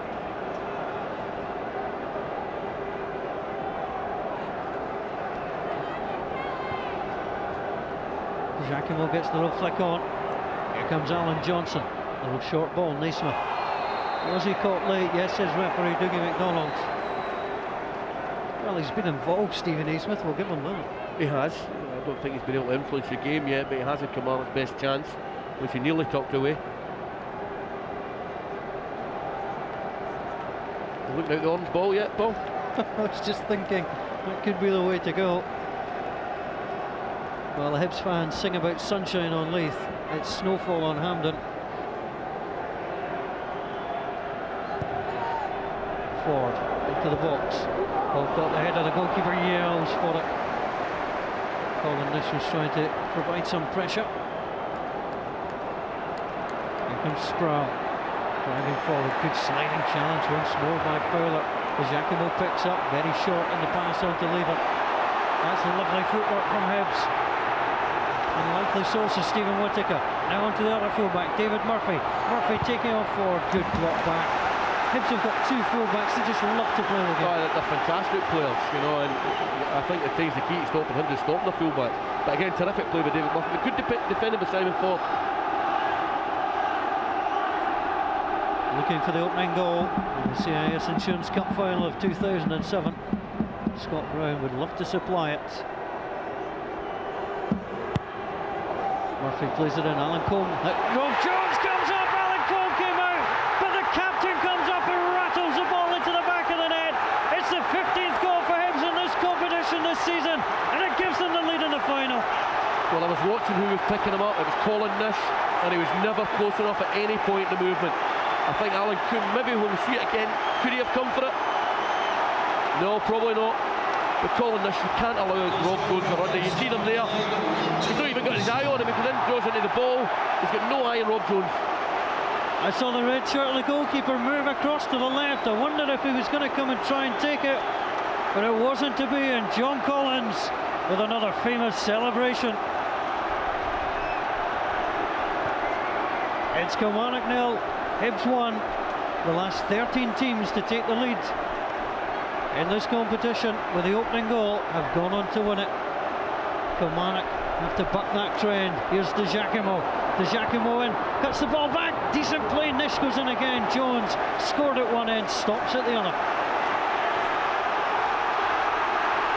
Brown onto Sproul. Are Kilmarnock rattled? Sproul with Stevenson yelling behind him.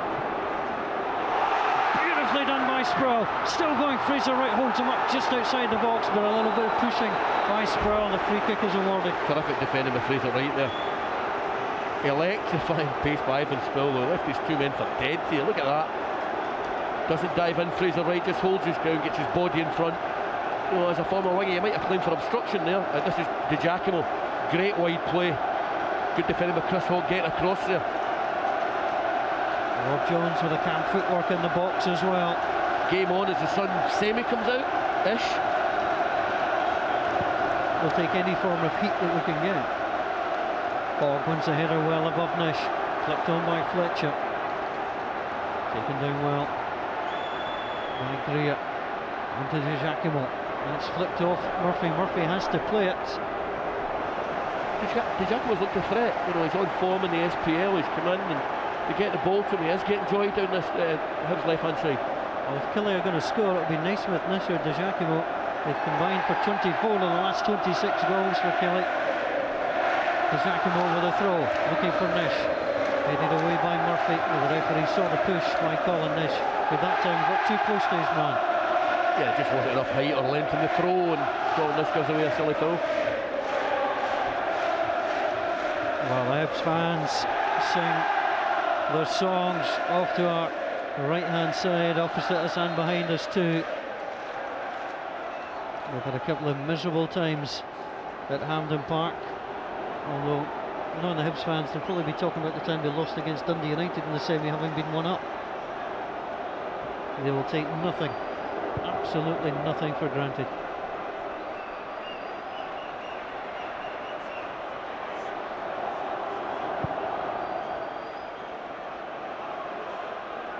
On as far as Nish, turned away by Jones. Here comes Scott Brown, he's yelling at Ivan Sproul to move away. It's the space he wanted.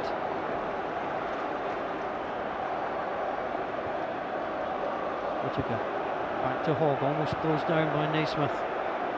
Kilmarnock just not getting on their ball in the last few minutes. Stevenson beautifully onto Brown. Here comes Murphy. Murphy, plenty of options. Possibly not one of the better ones, just the hopeful ball to Benjamin relative feet. Yeah, Kilmarnock right now just aren't coping with the system that Hibs are playing. The three up front are causing all sorts of bother, and you know, when the wider players up front tuck in a bit, their fullbacks just bomb up that side, Whittaker and Murphy. Well, Hibs have previously failed to score in 3 of 8 finals. They have the goal they so desperately wanted this afternoon. Rob Jones. Naismith goes down under the challenge of Jones.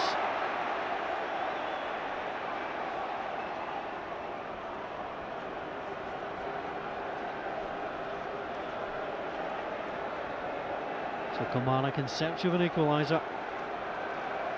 Lost the last final by 3-0. Desperate to get on the score sheet.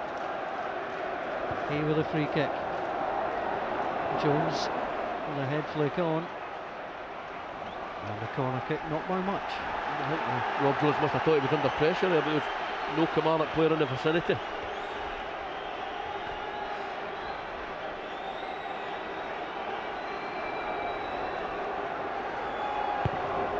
Even with the ball in.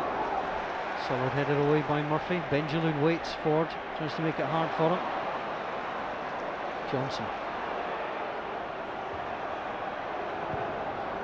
An easy one back for De Giacomo, but he flicked it on looking for Leven. Murphy's won it. Sends Stevenson free in the midfield. Fowler tracking back, good sliding challenge. Stevenson held up well. Brown onto Benjamin. Fletcher's made a good run. Benjamin had a magical effect in the Scottish Cup against Aberdeen. Plays it out wide onto Sproul. Sproul against Hay. Leaving in attendance also. That leaves Whittaker free. Whittaker with a delivery. Benjamin looking for the head flick, and Alan Cole grateful to scramble the ball behind. Stephen Fletcher was involved. Alan Cole had to be there. Well, the big thing in that was Sproul drags the 2 defenders in and then lays it back instead of trying to. That's going in. That's a magnificent save, Alan Cole. Benjamin, it's a great header. Going in just, is it? Fletcher with a header. Benjamin, I thought he was going to pull the ball back onto Benjamin. It just shows it's good striking play. One player goes, the other player stays. Definitely, and a good ball in by Whittaker. So Cole with a save from Fletcher. Ball played in. Fletcher doesn't get that time. Knocked out the box. Shot from Bozellon, picked up by Hay. Killier 2-on-2 if Naismith can bring it down. Bob with a good challenge to get away from Alan Johnson. Bozellon. Well, his distribution is so often his trademark, but just not quite right there. No, not there. He has hit a couple of decent crossfields, but Scott Brown's just starting to get into rhythm last 5 or 10 minutes.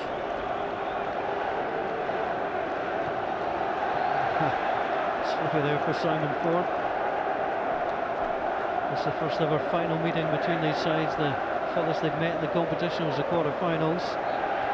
Both 1-1 apiece. Gary Hay, the only survivor from the sides last meeting back in October 2000.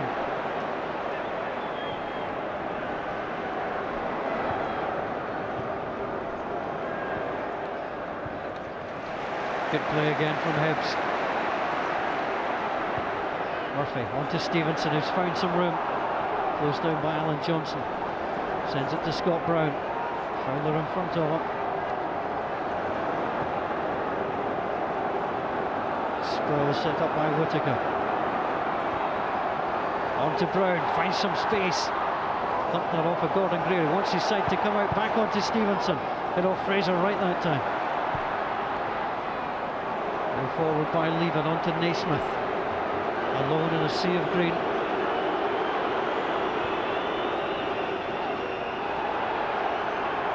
A leaving challenge there by Scott Brown. There was also a challenge on Naismith. The referee with his choice of which one to penalise.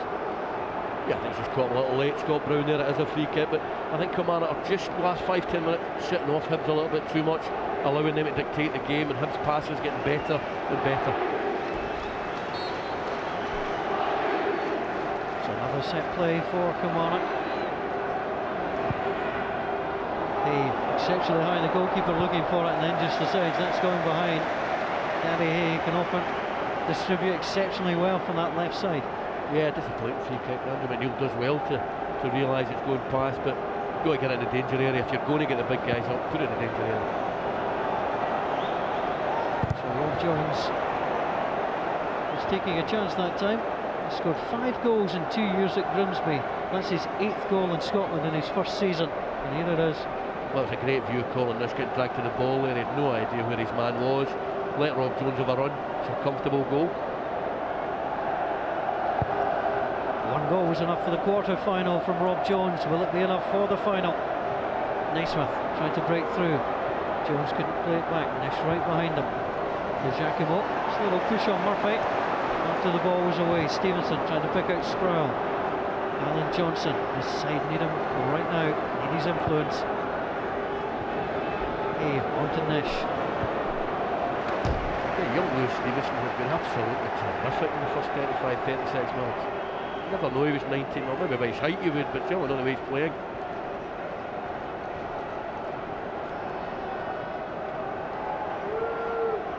Nish was the target, headed away by Whittaker. Fowler onto De Giacomo. De Giacomo, I thought, was fouled by Fletcher. He was trying to pull the trigger. Was snuffed out illegally by Fletcher. You're spot on. It's a striker's challenge, isn't it? Coming back in just later. It's a clear foul. Good and easy call for Dougie McDonald. Well, Stevie Naismith may have to leave it to Peter Leven. He can smack him. A right good left foot.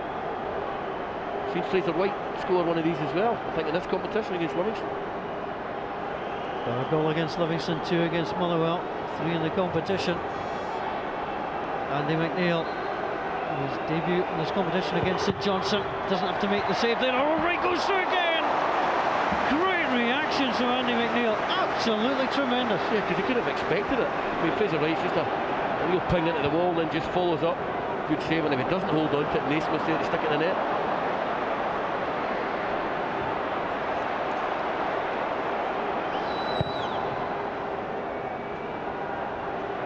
Combe. Well, Jones always favourite head of Naismith for that. Scott Brown, that's sumptuous. On to Sproul. And Jamie Fowler again. And he does the unglamorous work, Jamie Fowler. He does, but the skill from Scott Brown was outrageously good.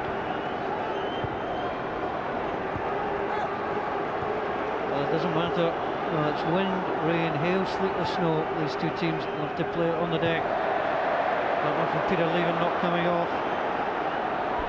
Now Sproul, on to Brown. Murphy waits for it. Scored in both cup competitions this season.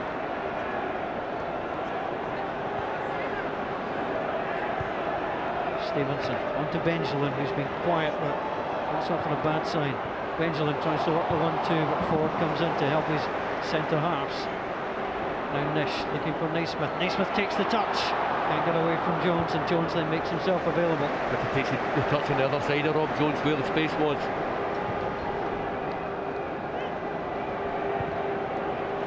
Benjamin to Sproul, Gary Hay gambles. Now Leven sends it wide, looking for Naismith. Jones was up there with a header. Well, he thought he was being fouled there, a little nudge in the back from Stephen Naismith, but the corner is awarded. I think it probably was a foul, but Stephen Naismith, you've got to admit, he's got heart of a lion. It never gives up. Heart of a lion, but a very wet mane like everybody else out there. That was a nice one, Paul, well done. An absorbing match so far. Johnson, there's De Giacomo, may go himself. Alan Johnson to supply, not to cross by Bozola. Murphy taking a chance coming out of defence, and Hibs eventually clear. Well, they'll play football in any part of the park, but sometimes that's not a wise thing to do.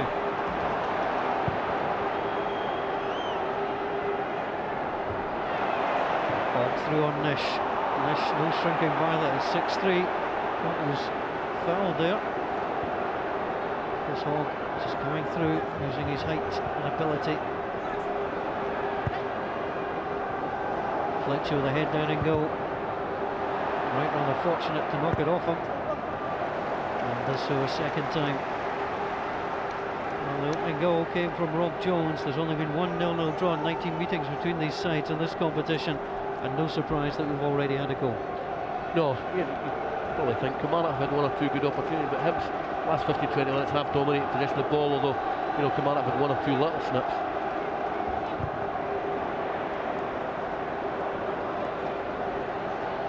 Through to Alan Combe. Just waving his men away. On this stumble, it works for him though. He beat Whittaker, now on to Leven. Two in the box for Killy, De Giacomo joining. Leven has support from Alan Johnson.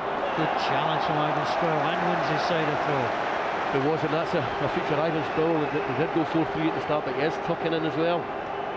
Good work ethic.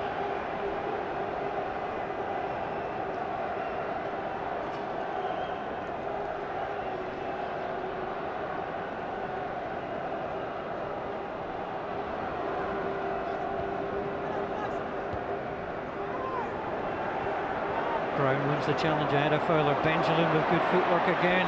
Sends it right to Ivan Sproul. Immediately looks up. What support does he have? Not a lot. And just a little bobble away for Gordon Greer to knock away. That's one of the things that Ivan Sproul receives the ball there, and he doesn't really weigh up options. He just has one thing in his mind. Now sometimes that's a good quality, but then you've got to hold the ball, maybe wait and support, and get a good ball into the box.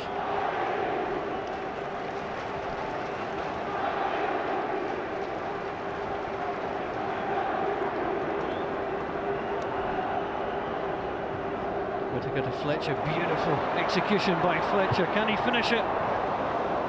Well, just the way he twisted and moved, got away, but the shot was a disappointment. Great play, I tell you what, there's a little reverse ball onto Ivan Sproul there as well. He'd have been onside. A good player, very talented young player, Fletcher. And then we're going to Canada for the FIFA Under-20 World Cup. A very talented Scottish squad going out there to fly the flag. Jones battling, breaks down to De Giacomo. Simon Ford, that was a terrible ball from De Giacomo at no pace. Ford had to hold up, and now Hibs can start forward. Benjamin. Fletcher made the move. Benjamin goes down just outside the box. Alan Johnson against either Benjamin or Stevenson is not a matchup that Kilmarnock can afford to have. No, Alan Johnson needs the ball at his feet to try and dictate the play, which is a good decision because it was outside the box. But 2 or 3 times in this area, Alan Johnson got caught out 1-on-1. 90 seconds to play in the first half. No additional time will be played. And Kilmarnock have won the last 3 League Cup meetings between the sides. Trail here by 1-0. Funny where the ball is, you'd expect a right footer. It's 2 left footers on the ball. Murphy and Fletcher. He's gone for goal. It's a deflection. Simon Ford delighted to see that his shin pad didn't deflect that into the bottom corner. Could have went anywhere. Murphy's caught it well. I think it just hits right on the shin. Could have went anywhere. Could have nestled the bottom corner.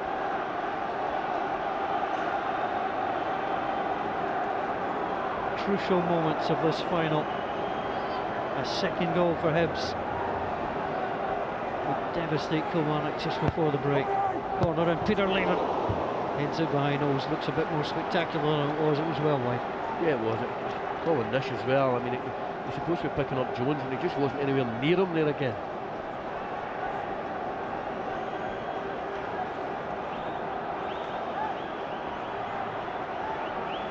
So the corner again.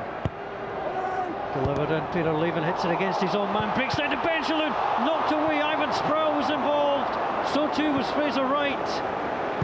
Well, Benjamin nearly made it 2-0. It was a snapshot, wasn't it? They got a little break there, Hibs. I don't know how that didn't go in, but I tell you, it's a pivotal moment in the game. We went to 2-0 right on half-time.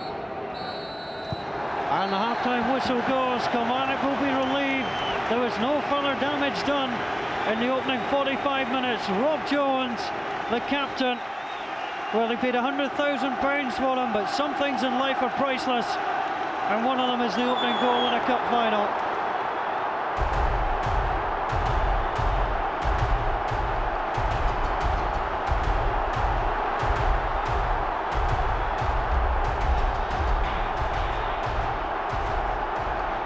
All underway, and Hibs have only got 8 players on.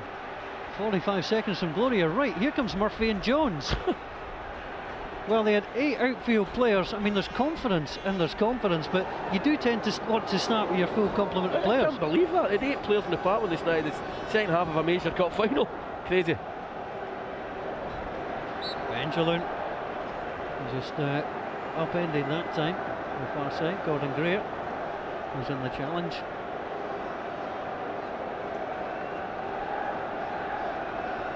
So David Murphy will go across to take it.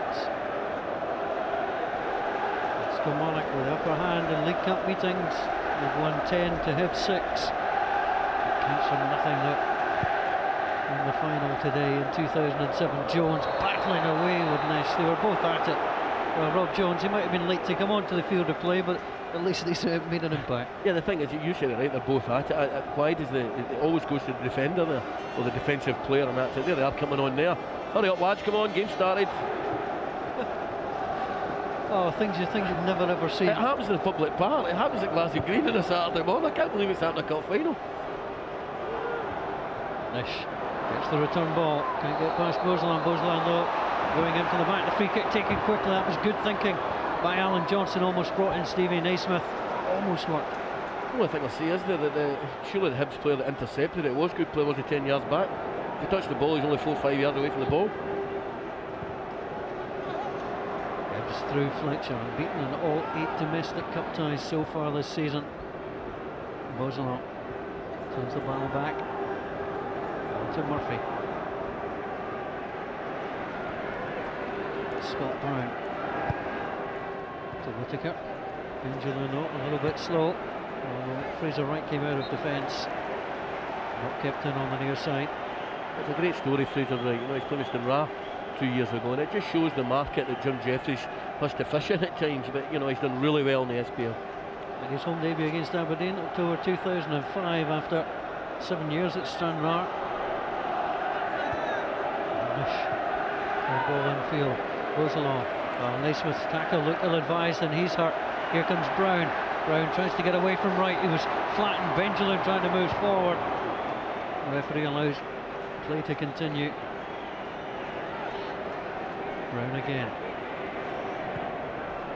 It's taken away that time. Peter Levin was in there. Now Gary Hay onto Johnson. Nish is forward, that's where it goes, trying to find some room. Nish holds it up, that's a decent ball to Giacomo, but great play from Murray. Read the situation all the way forward, trying to get the better of Fletcher. A good high tempo start to the second half. It was, you call it was a decent ball, man. It had to be better, it had to be top notch. Here comes Stevenson. He holds up again, he's hardly wasted the ball at all, Stevenson. Going to Benjamin. Great footwork, Spurls available in the middle, back to Fletcher. His first touch just wasn't good enough, and Kilmarnock taking ace to get it away. Good play by Brown. Brown goes in, getting the block. Spurl takes it away from his man, gets away from Hay. Well, Jimmy Fowler uncharacteristic there, and then Stephen Whittaker just thumps the ball high. Don't ask me to commentate the rerun of that, please. That was great stuff there. There's been some great moments in the match of great football, but here it was just like trying to get the ball away. Well, it started with Benjamin, great feet, you know, and then it's knocked off Simon Ford. Scott Brown has a pop, they don't quite clear it. Ivan Spill could have played it across goal there, Fletcher was there, eventually gets cleared. But a great 10-15 seconds there. Well, Benjamin has experienced cup final disappointment in his homeland. He's looking for better in his new adopted home.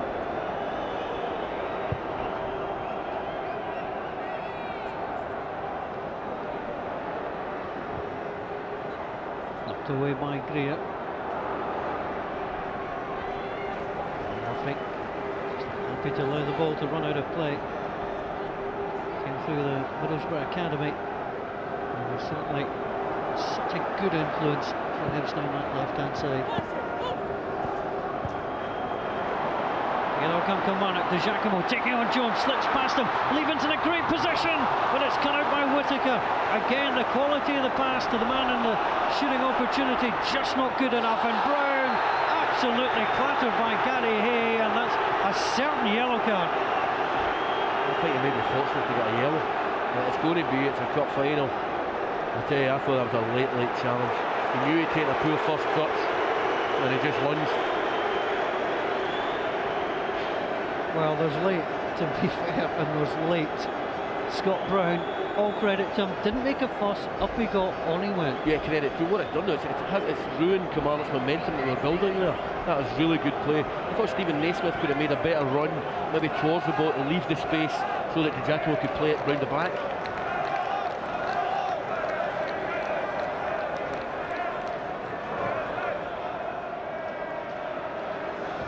Rob Jones, the goal scorer, looking for Fletcher. Shouts of handball, didn't look like it from here. Benjamin in a good advanced position, trying to hold off Greer. Leven goes in as well. The referee very close, saying no free kick. Fisher's never going to get that past whistle out. Greer has to knock it away. There's the defender down, and the referee just going to draw things to a close for a moment. Well, Kilmarnock causing their own problems at times.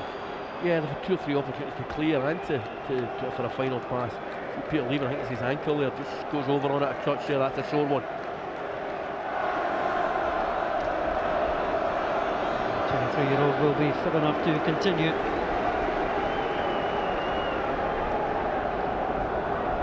Oh, man of the match, the prize is a wonderful one, a CIS Insurance Football Coaching Masterclass. An intense 2-hour training session with professional coaching staff from your local senior side. You can enter it and get this for your own team, the boys team, a girls team, a pub team or whatever.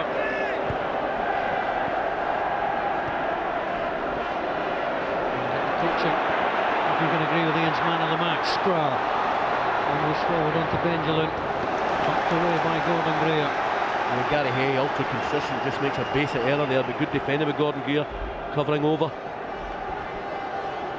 Kilmarnock haven't changed their shape at all. Whittaker on the left foot, think too high. Greer, right for Stevenson again. He doesn't waste it onto Benjamin. Stevenson, well, he was yelling at Benjamin and yelling at the referee. He thought he might have been impeded on the run. Well, he was pulled. Giacomo pulled him back when he was going for his little give and go there. Straight to Brown. Fletcher coming back from an offside position, gets involved in the action. And so it's a free kick to Kilmarnock. Only trailed once this season in this competition, that too. Sean O'Connor's goal in the second half against Queen of the South. They required extra time there.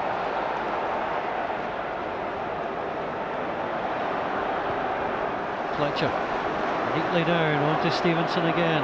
Ivan Sproul comes to left to help him. Flicked away by Fraser Wright. Here's Simon Ford. Ford needed to get it over the top.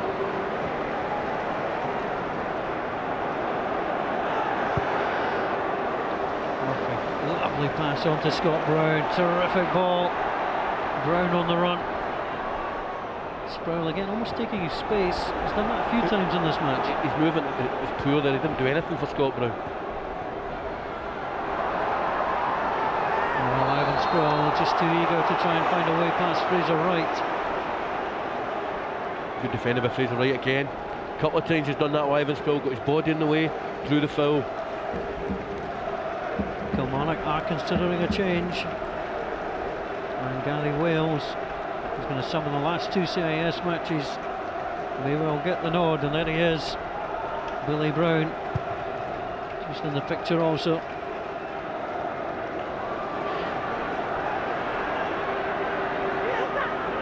Fowler on to Leven. Gary Hay on the overlap, good play, 2 in the box for the men in blue, nicely walked back. Leven very left-footed, played it left side, perhaps should have played it right. Ford comes up, he's out of position. Fowler knocks it back on, eventually cleared by Hibbs. And Gordon Greer, an awkward one back to his goalkeeper. And Cole kept his head. Right forward, flick on again. Naismith tried to get there. That's a foul. That's a clear foul there. Whittaker forward. Unusual for Stephen Whittaker, not finding anybody at all. John Collins got absolutely berserk down below.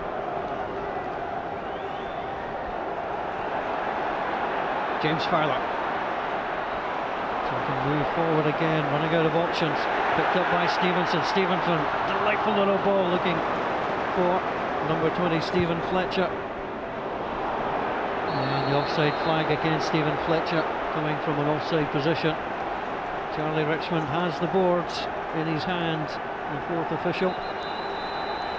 I don't think Peter Leven's moving particularly well. And I think that's possibly why he is being withdrawn. He did take a little knock, Peter Leven. And it's Gary Wales who comes on. Sorry, Paul, will Naismith come out and play wide left here, I wonder, or will they go 3 up? So Gary Wales introduced into the action. I mean, Jim Jeffries not afraid to go for it. Perhaps it's the right time to do so. No, well, that's Gary Wales. He's got 2 strikers playing one wide right, one wide left. So, I mean, that is very positive. Hibs 2 may make a change. Ball through the middle. Whittaker. Wales gets involved in the action. The former Hearts man gets involved, trying to get in there again. Still Gary Wales, eventually huckled out of it by Beausoleil. And here comes Murphy, attacking, driving forward away from De Giacomo, who catches him. Well, he claims he slipped, but the yellow card shown to him by referee Dougie McDonald. I think it was a yellow card, but I think De Giacomo's got a point. I think he just caught him, didn't mean to catch him, and just Murphy's heels he just clicked his heels. Murphy was just a little bit quick. Right, there's no option but to show the yellow card. Yeah, there. of course Murphy was away.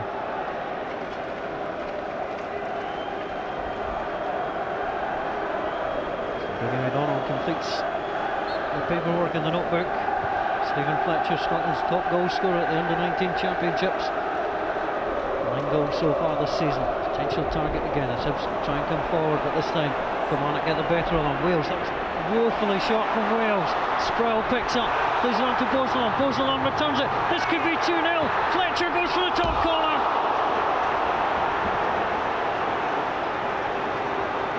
Wonderfully worked from Hibs. Applause from the manager. He would rather have been applauding a goal. Yeah, I mean, it's a poor from Gary Wales there, just on the pitch. Really good move, but I think Fletcher just takes a little too long here. Tries to curl it. He doesn't curl it at all. He actually shanks it. I don't know if that's worthy of applause, I've got to say, but really good football by Hibs again. Certainly looked closer from the commentary position than it did on the replay. Whittaker, now on to Benjamin. Greer just holding off him. Benjamin twisting, turning, that's how to finish! That is how to score a goal in a cup final! Salam Benjamin rattles it home. Hibs never lose when he scores. Will that continue today? The CIS Insurance Cup final. Kilmarnock 0, Hibs 2. Well, Benjamin has been coming more and more into the game. You saw a little bit of skill earlier.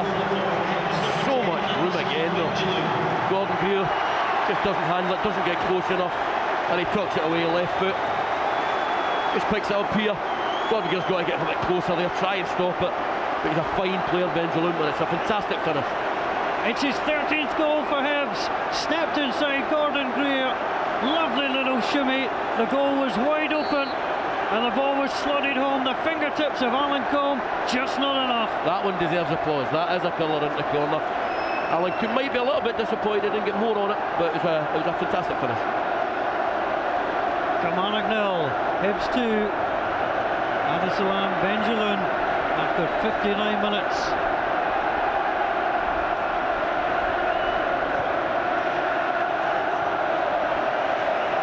Well, the Hibbies are bouncing all the way round Hampden Park. Fantastic noise, it's got to be said.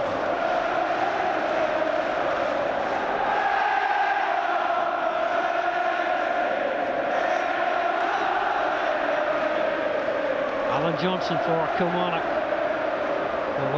Beausoleil, that's a lovely touch into Wales. Wales trying to play through the legs of Benjamin. The gate was closed. Lovely little ball from Beausoleil on to Stevenson.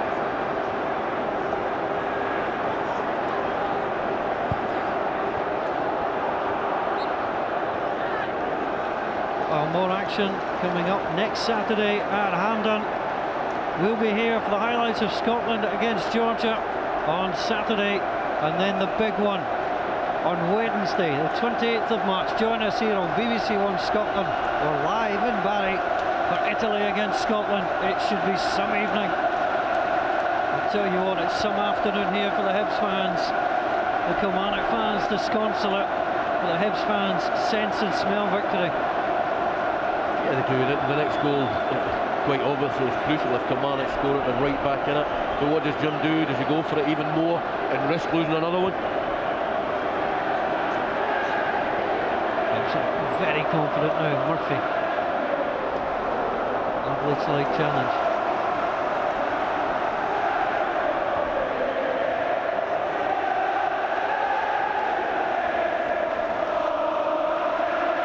Lovely play again from Hibs. Benjalin's made himself available, turned away by Alan Johnson.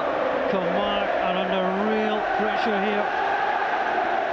They've scored in the last 7. The last blank was against Hibs when they lost in January 2-0. Similar scoreline. Kilmarnock almost making it worse. Well, Hibs were trying to fly through once more. What a great late run. Almost in. I think he's given a foul there, Dougie, has he? I'll tell you what. Well, Scott Brown in the blue boots landing in the net. Well, no lack of effort, but he certainly took a bit of a bang. Yeah, I think he's just telling the referee hit off the post there. I think he did just in the side.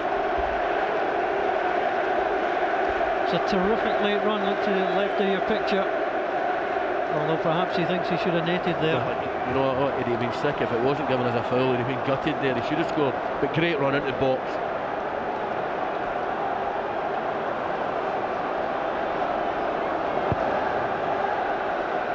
Alan Cole beaten twice so far this afternoon. Can Kilmarnock find the goal? Big pressure on the men in green and white. Stephen A. Smith wanted that decision. He gets it. Rob Jones is knocking the ball away.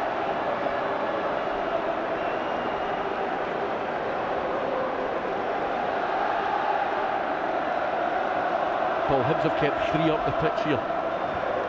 Hay forward into the box, Nish can't get there. And again, it's a set play from Kilmarnock. It's very, very tame.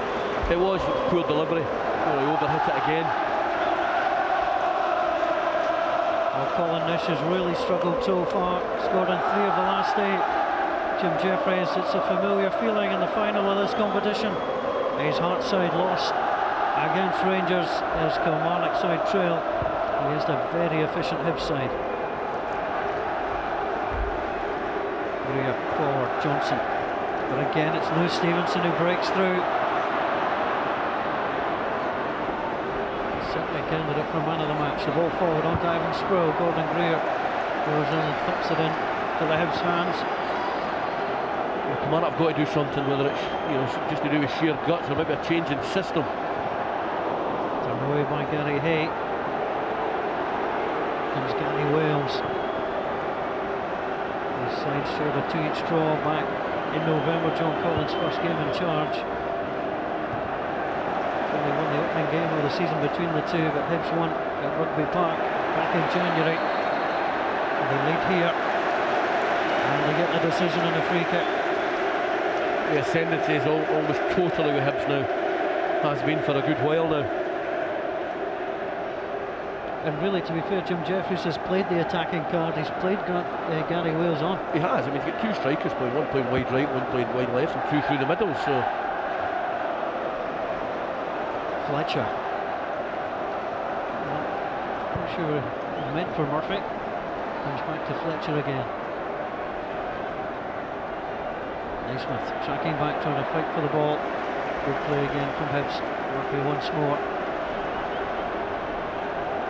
On to Whittaker.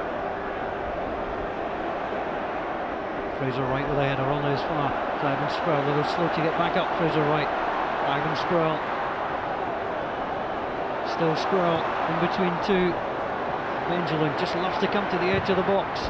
And a terrific shot on him as well. Scott Brown moves the ball down, but it's just going to leak harmlessly out of play. Far better play by Ivan Sproul. It was really intelligent play there. He used his pace, but he looked up and he picked out a pass. Well, 49 previous finals have been decided in the 90 minutes allocated. Can the Hibs win their 3rd League Cup in regulation time, or can Kilmarnock find a way to put pressure on the men from Easter Road? Beautifully done. Benjamin onto Brown. Fletcher is onside. Stephen Fletcher looks like he'll wrap it up for Hibs. There's still 25 minutes to go in this final, but these fans feel that the cup already belongs to them and belongs in the trophy room at Easter Road. That deserves a clap, because that was utterly magnificent football. And you'll never get a better illustration of a third man run. Great little touch, and goes again beyond Scott Brown. Perfect. And the finish, well, clinical. And it's just a really well worked goal. Fabulous football movement. And topped off with a wonderful finish. He scored in the semi-final, but the one in the final will mean even more. The left foot of Stephen Fletcher fires past Alan Combe, and the cup looks to be going home to Leith. Yeah, and you know what, nobody can say, you know, it's 24 minutes to go, the miracle for Kilmarnock come back. Stays like this, nobody can say they don't deserve it. We expected goals in the CIS Insurance Cup final. I'm just not sure we expected them all for the one team. That's a fair point, Paul.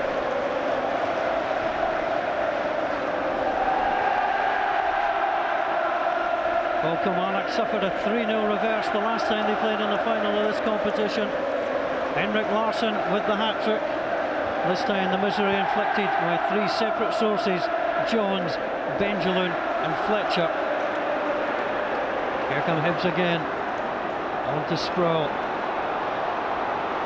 Sproul looks up, goes for it. Ivan Sproul, plenty of options in the box. Here comes Scott Brown. And the Hibs are even more dangerous when the game is so spread out like this, because they move the ball about the pitch so well. They're actually playing some great football now. Ivan Sproul, well, he's given Gary Hay Watt the brain today, he really has. Fabulous. David Murphy wants to get the ball across. Gary Wales onto Alan Johnson. Former Hearts partnership. Here's Hay. Trying to play it forward. Nice touch by Whittaker onto his goalkeeper, who's been sorely under-tested in the second period. So Hibs with a third goal from Stephen Fletcher. I think he's the first Scot to score for Hibs since he netted against St Johnstone in the semi-final of this competition. He wanted the free kick, didn't get it. Challenging it again. Ford. Smith goes looking for it. Colin Nish. If there's a sick Hibs fan inside this ground, it is Colin Nish. Here comes Naismith, goes to ground too tamely. Stevenson. Well, that's one for the album. That's the first bad pass he's had. It has, it was. I mean, the young lad for 19, I think he's been terrific. It's preparing a change as Colin Nish just caught offside, trying to come through the former Dunfermline man. The Hibs fans continue to celebrate around this ground. And they're absolutely thrilled with what they're seeing. The Kilmarnock fans sit in silence.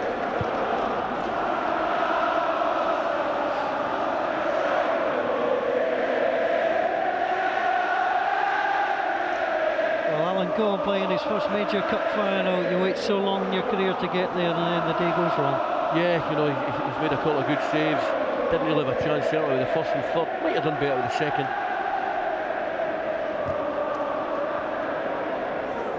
Giacomo.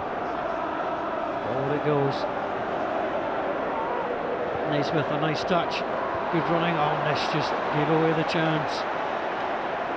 I have to say, I mean, if there's going to be another goal, you just seem to think it's going to come Hibs' way. Yeah, they're playing some quality stuff now, and they're keeping the ball, and you know, Zamama coming on, I'll just add, he's a box of tricks, you know. Well, they have an identical SPL record, these sides, this season, in terms of wins, draws, and defeats.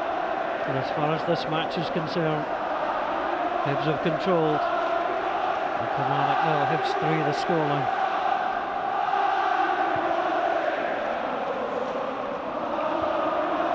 Ford. Almost on to Furlock. 20 minutes to go. If Kilmarnock want to make history, they have to get a goal now.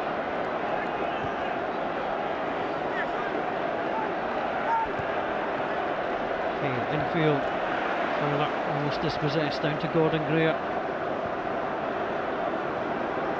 Simon Ford tries to drive forward, trying to inspire his side. Watch the 1-2, gets it on to Stevie Naismith. Almost falls back to Colin Nish.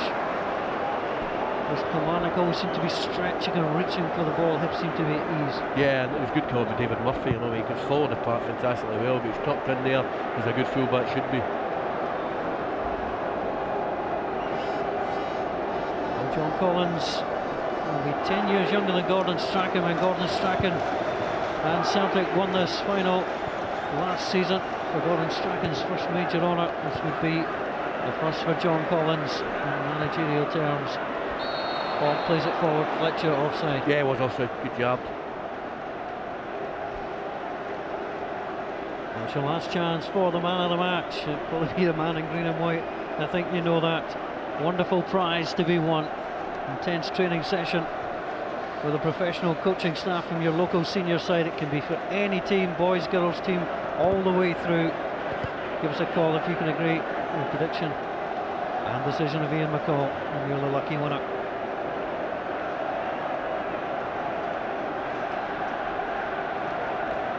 Whittaker looks forward on to Brown. Alan Johnson trying to go in there. Interesting performance from Scott Brown. He's not been at the heart of things, but he's been effective. Oh, he has. I mean, I think he had a very, very quiet opening 20 minutes, but since then he's certainly been influencing the game, and none more so than the pass for the third goal, which was perfect.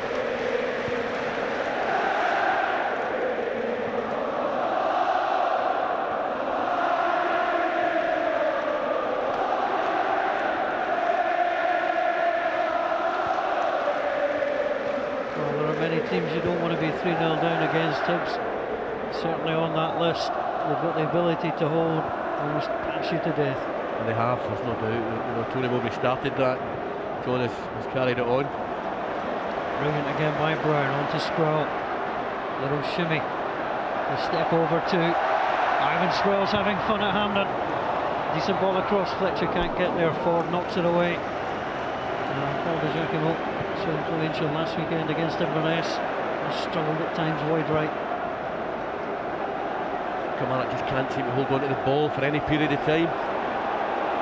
Here comes Stevenson driving into the box, shows too much to Gordon Greer. Young lads saw his chance at glory there and went right for the goal. There's no one in the dressing room. Lewis Stevenson is a man who likes to have a bit of fun. There's a man who's having no fun whatsoever. A frustrating afternoon for Jim Jeffries. Deschamps to De Giacomo. De Giacomo infield on to Alan Johnson. Simon Ford rumbling down the right. To Alan Johnson. Here's Naismith. So 9 men behind the ball. So difficult. Ford kicks it on to De Giacomo. Well, it just sums up Kilmarnock this afternoon. Almost. It does, you know, and I said they couldn't get hold of the ball. Well, they passed it there, 8, 9, 10 passes, kept it fine, but just that final ball, Paul de Giacomo just didn't get it in the box at all there. Well, one young Killie fan continues to blow the team's trumpets, but perhaps his team have run out of puff.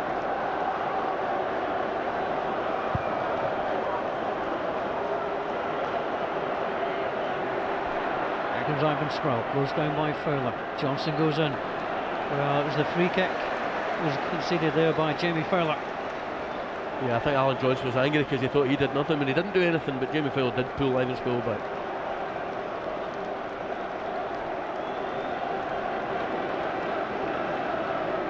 Well, when Hibs look back on the run to the final they've had, it's been impressive against Peterhead, Gretna, Hearts and St Johnstone. Benjamin contributed 4 goals and is looking for more. Scott Brown decides to use him again. Good play, back onto Whittaker. Onto Ivan Sproul. Sproul one-on-one, he's not too many of them. Tries to go past Gary Hay, and Alan Cole has to come and help out. Yeah, that just didn't produce there, and it was great play by Hibs to get him to the ball early enough so he could face his man up. Well, it's been a difficult afternoon, but it doesn't look like the hands of Gary Hay will be holding that trophy. Gary Wales, better play, tight down the touchline. Whittaker strong with the challenge. And Kilmarnock look like they're going to make a change. Gary Locke will come on. Former Hearts player getting reception you would expect. Paul de Giacomo, 100 appearances for Killie, and this one has ended in disappointment.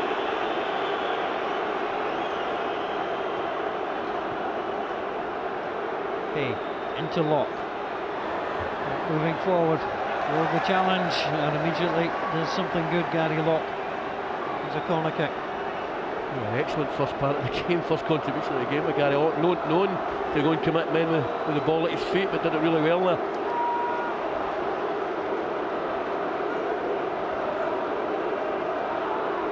So Gordon Greer waits, the cross will come in from Gary Lock. It's exceptionally deep, Colin Nish is there, headed back across, headed up, Gordon Greer goes in! Gordon Greer throws Kilmarnock a lifeline. It's his first goal in the CIS Insurance Cup. Can the impossible begin for Kilmarnock, or will Hibs hold out? The Kilmarnock fans have something to celebrate. Kilmarnock 1, Hibs 3.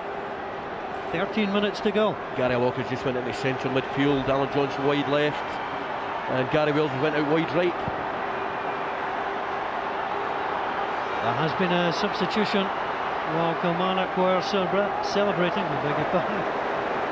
Miraman Zamama has been introduced, and Ivan Sproul is the man who has departed to make way for the Moroccan. Now the ball is out of play on that far side.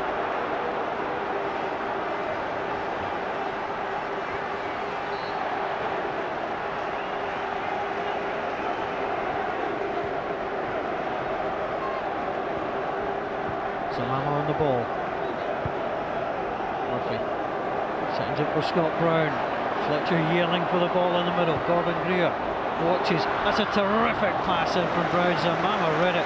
Good covering challenge to knock the ball behind. Kilmarnock stretched once more. Yeah, it's a great forward on with Scott Brown, isn't it? Just where defenders don't like to be pulled out. But I think it's Fowler. Look at that. I think it's Fowler. Yeah, he gets back in. Excellent saving tackle. Zamama with a corner, thumped away by Gary Wales. And Kilmarnock find a way back on Hibs. Naismith. Well, it is one of these things, a 2-goal margin, 12 minutes to go. Sure, I tell you, if they get another goal, Kilmarnock, you'll never know. There's a few nervous Hibs fans round this ground. Hibs twice winners, looking for a third trophy. Kilmarnock looking for the first time to get their hands on the cup. Naismith plays the ball on to Alan Johnson. Johnson, little shimmy, that was handball against Scott Brown, and he knew it. React angrily, Scott Brown and Gary Lock. Passions running high. Yeah, I thought Scott Brown was going to walk away there, but Gary Lock went and had a right go, but it was handball, and I think Scott Brown accepted the decision. Well, he supplied one ball that led to a goal. Gary Lock beats the ball in. Rob Jones takes charge. David Murphy has to play it. Well, that's a bad mistake by Lewis Stevenson. Just let the ball run through to a dangerous position. Hibs are now trying to hit Kilmarnock on the break. Zamama. Another lovely pass.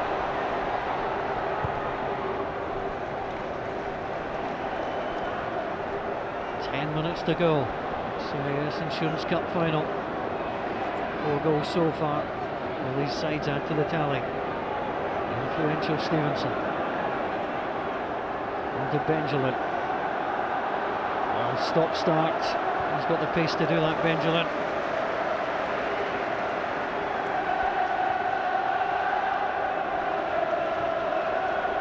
Brown with a lovely dummy almost through to Zamama. Jimmy Fowler just slow to get on his feet. Simon Ford tries to win the ball against Stevenson. Ford wins it, gets it through. Naismith takes the touch. Whittaker is back to his goalkeeper. Oh, and then a mistake from McNeil. There are times you've got to just clear it, and that's going to be a free kick. The touch from Whittaker, and perhaps the inexperience there of 20-year-old Andrew McNeil. I can't believe he's done that right in front. Andrew McNeil's done that right in front of Kilmarnock supporters, just giving them a huge lift. They've just scored from a similar situation, gives them another half chance. Gary lock in, plenty of bodies rising for it. That came off a Kilmarnock head, Colin Nish, and it is going to be a goal kick. Yeah, who'd be refs? Every single one of them claimed for a corner or a bye kick, and I think it was Colin Nish. Yeah, she got 22 honest players out there, like my ball ref.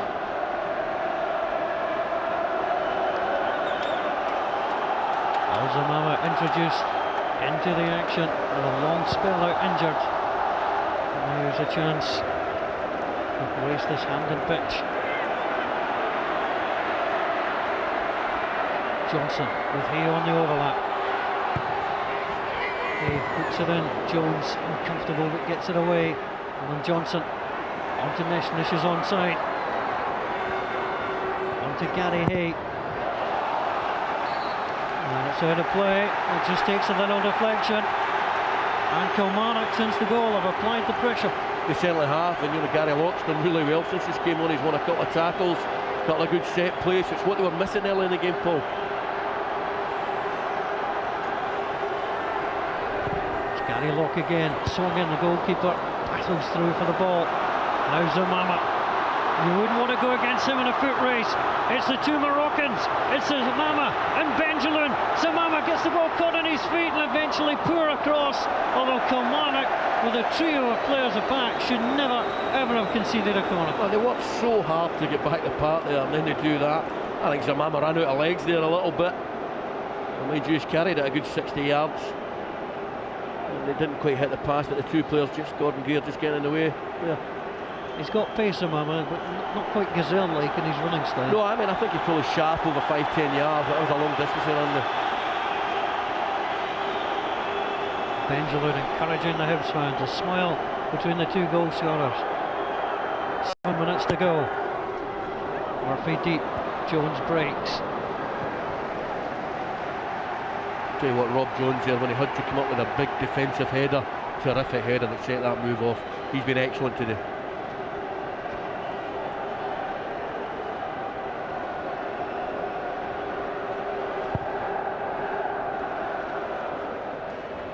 Jones again with another strong header.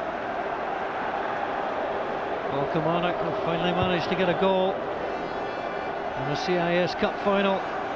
Came from Gordon Greer, 13 minutes from time. They're looking for more.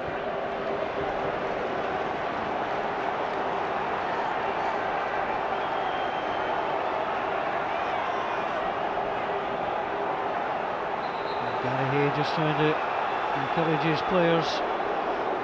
And the throw is actually going to go the way off Kilmarnock.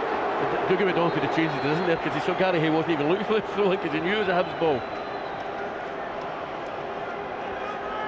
Gary Hay will be quite happy to take the ground. Hay with a solid challenge. Ball breaks onto Bozelon. Again, he knows that Fletcher would be there. Fletcher gets the better of Greer to arrive into the box for Hibs. Pull back to Benjelloun. Looks up, see if he's got any support. He doesn't need it! Salam Benjelloun gets his second double in 2 weeks and seals the CIS Insurance Cup final to Hibs. He thanks a higher power. Hibs have been powerful all afternoon. Yeah, they've been outstanding, Paul, and a great run with Fletcher, picks Benjelloun out, and Benjelloun in that situation in the box is dynamite. You've seen it in the early rounds of the competition as well. That's a little long raking pass. Fletcher does really well here. Another team would probably held that up in the corner, but he picks out Benjelloun as soon as he's one-on-one. Too easy. That's again a clinical finish. A really good goal from his point of view on the breakaway. And again, not great. I think might be Fraser Wright just allowed him inside the park too easy on his right foot. That's a good finish. Alan Combe beaten by the power. Hibs this afternoon have the power. Kilmarnock 1, Hibs 4.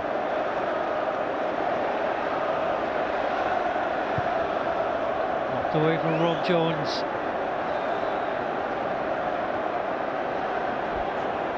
Now the ball comes back infield. Again gets played through. Alan Combe with an absolute howler. Combe onto Fletcher. It's a moment of personal tragedy in the footballing sense for Alan Combe. And Stephen Fletcher nets the 5th goal. He couldn't believe it. The Hibs fans couldn't believe it. Kilmarnock are torn apart. it's putting a bad bounce here, but the thing is, you don't want to see that. You know, you don't want to see it. I mean, I tell you what, the Hibs fans want to see it, but you see it. It was a horrendous bounce there.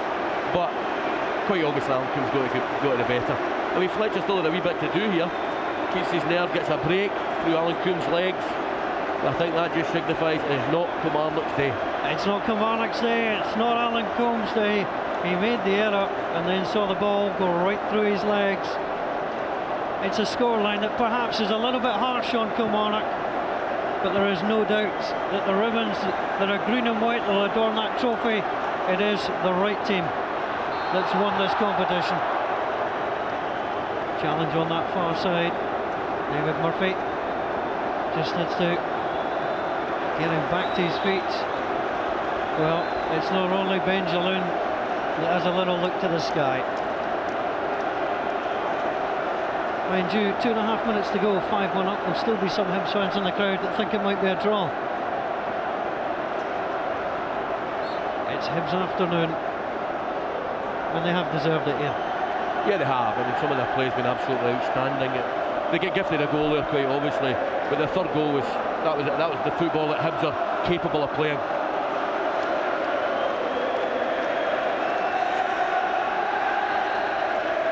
Hibs are thinking about making a change, but they'll fire the free kick and the ball flicked in off the post. Ben Jaloon cannot believe it, he was that close to a hat-trick. And Alan Coombs would have had no chance with that. Joe Harper scored a hat-trick for Hibs in the League Cup final in the 70s. He ended up on the losing side. Anas Salam, Ben Jaloon almost made it a third goal.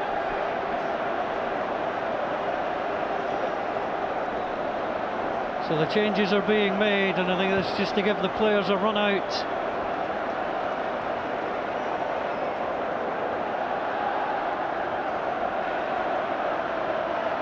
Hay. On to Johnson. Johnston overruns. Ball back onto Beauzelon. Beauzelon. On to Brown. On to Jones. And Hibs are just playing out the final minutes of this match, and I'm sure the Kilmarnock players just want us to end. Yeah, and you can see that there are loads of empty seats in the Kilmarnock end, and right with the first 20 minutes, Paul, you can't begrudge Hibs. They've totally dominated the game, and some of their football's been excellent. Hibs aren't going to make a change. Chris Hogg is being withdrawn. Shelton Martis will get his moment of glory, and so too will Kevin McCann. You have to feel for Michael Stewart, who will be an unused substitute this afternoon. Yeah, you know, I think he'll probably have other days, I would imagine. He's a good player. So the change is made. So Whittaker is withdrawn. He's had a terrific match, Stephen Whittaker. He has. Both fullbacks for Hibs, as usual, have been terrific.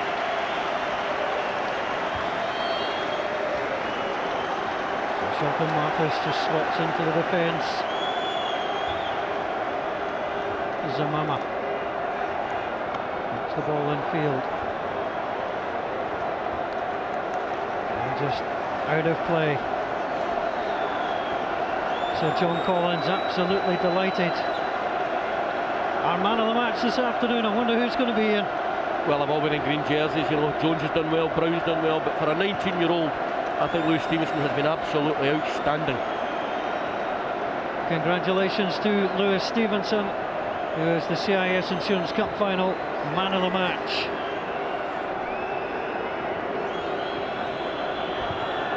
Ball knocked away by Jones.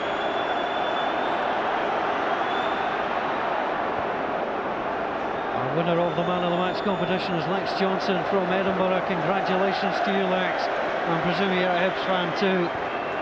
It's been a good afternoon. Ford knocks the ball away. Referee Dougie McDonald looks at his watch. The heartache is over for Hibs. They've come here twice and not one, and John Collins can celebrate. There wouldn't be a prouder man in the stadium if we managed to lift the cup, said the manager. He's going to get that chance. John Collins, just a few months into the job, is a cup winner. He will take the CIS Insurance Cup all the way home to Easter Road.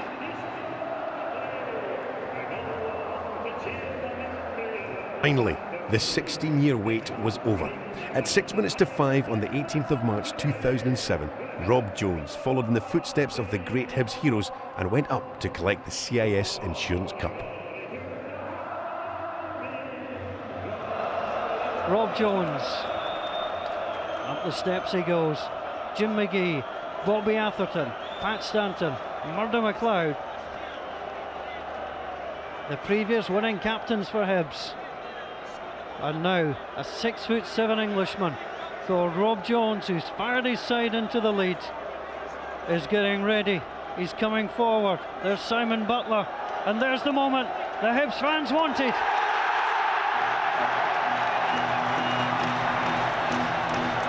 The CIS Insurance Cup winners for 2007, and you cannot deny them the trophy.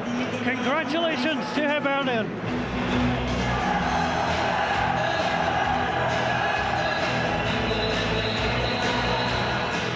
It was the greatest feeling of all when the final whistle went. Just for me, for the players, they worked so hard, put so much into it, playing great football, not just since I've been here, but under Tony as well. They deserve the trophy. And the fans, 16 years is far too long to wait for a trophy, and the stadium was absolutely electric all through the game. The singing was amazing, passion, and to see so many happy faces in the stadium, it was absolutely rocking. So it was a nice feeling to be part of the team that brought that joy and happiness to the fans. It was a day for heroes. Each had their own remarkable story. The 19-year-old who was man of the match, the mercurial winger who had cost just £5,000, Chris Hogg, who hadn't even played in any of the previous rounds, and their captain, who had almost given up the game before coming to Hibs. Rob, your t-shirt says it all, CIS Insurance Cup winners. How does it feel? I don't think we're really sinking yet, but to do it the way we did was unbelievable. We struggled for the first 10 minutes, second half, but after we got the second goal, there was only going to be one winner. Yes, I got back in with a good goal, but today was our day, and we're going to enjoy it. Are you starting to see what it means to one half of Edinburgh, these celebrations behind you? I know what it means to half of Edinburgh. That's why all these people are here today, and that's why the roof is bouncing, so I know what it means to them. I wasn't expecting to be playing today, never mind getting man of the match, but I don't know, I think everyone was brilliant. I don't know if it's just my age that I got the man of the match or that, but everyone's pleased with this. I think we deserve it, the fans deserve it or not. Is this the best day of your young life so far, would you say? It has to be up there, definitely. Especially my football career. I've had none come close to this, so it's been brilliant. Especially when the fifth went in, I remember looking around to Stephen Whittaker and he was laughing to himself. And I remember telling him to mark someone, he just turned around and started laughing at me, and there was still a game going on and we still had to concentrate, but to see the looks on players' faces as we were playing was awesome. I'm being truthful, at 4-1 I knew the game was over. I was walking around with a smile on my face. I was trying to concentrate, but I couldn't do fair. The thought of walking up the steps and lifting the trophy at 4-1. Yes, some people might say you weren't being very professional because it was still 10 minutes ago, but I really don't care what people think. It's a massive honour, you know. We've been working hard since the 3 years since I've been here, and it's the proudest moment of my career so far. You know, to have 30,000 high bees singing along, you know, it's a fantastic occasion. What about this man beside you, his contribution? This man, for me, was man of the match today. You know, he's worked his socks off and he's got himself a couple of goals as well, won us the cup. Benji, many congratulations, 2 goals. Is this the best moment of your career? Thank you very much. Yes, my best moment in my career. I think I'm very happy for fans, for every fans Hibs. I think I'm very, very happy today. Not for me, but for fans. Listen, 50,000 supporters. I'm very, very happy. And happy for your country as well. You had a Moroccan flag, you have a Moroccan fez there. I think yes, I'm very happy because next week I go to national team. I'm very happy to win the cup, and I go to national team with a good confidence. Well done in your goals. Congratulations. Go enjoy yourself.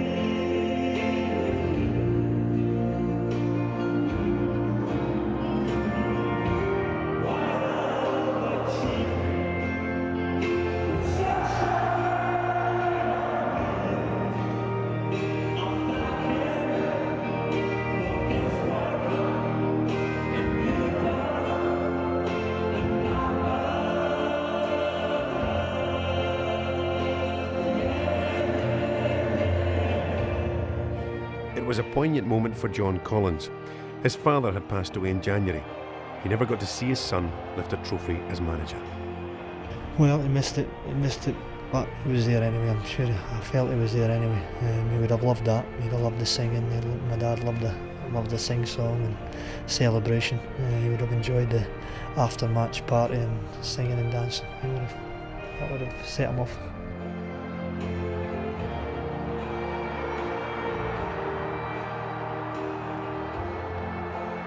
In the past, there have been so many disappointments, so many if-onlys, so many we were unlucky. Today was the day all the dreams finally came true.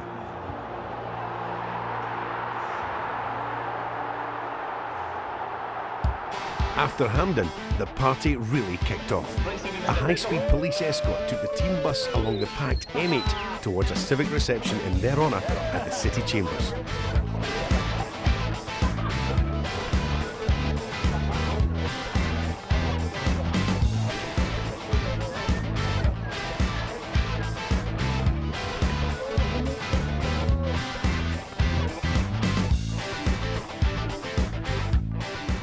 I know we raced home because we had the police escort, and there was lots of people still on the motorways, on the buses and the cars and whatnot. So I didn't expect half as many as what were there, to be honest. Glory, glory to the high beast. Glory, glory to the high beast. As the heads go marching on.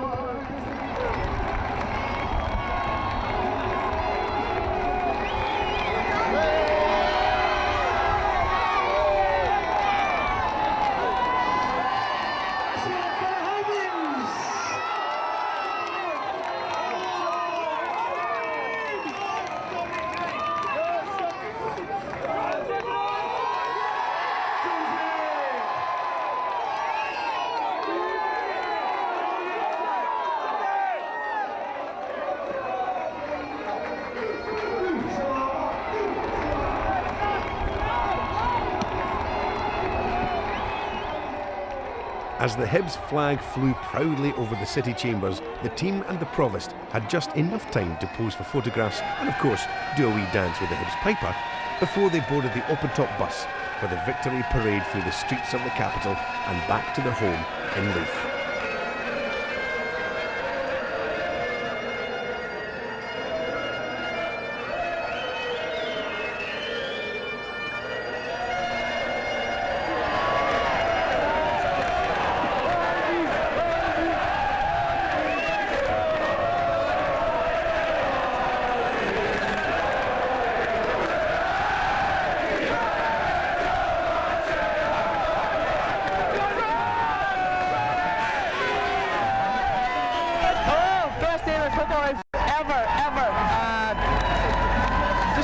People happy today, as I say. I've had a lot of hard times in my life when my dad and my brother passed away, and as I say, I've always dreamt of someday making them proud, and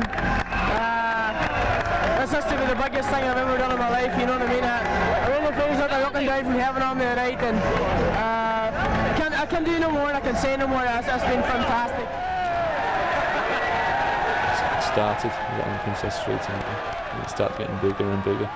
Turned the corner and things like that you don't envisage. It was again something special, and probably hits home just how much it means to Hibs supporters. The fans were amazing. They made the day what it was, and the scenes on the bus, on the open-top bus when we got back. And I mean, I remember seeing like a few like older men crying and things like that, and it really brought it home to me that what we had done was just made so many people's lives like happy.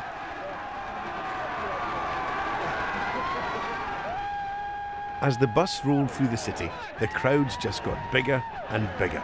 It seemed that every Hibs supporter had left their home to come out onto the streets to celebrate with their team. But as the bus slowly made its way towards Easter Road, it soon became clear that there were thousands more fans inside the stadium waiting to greet their heroes.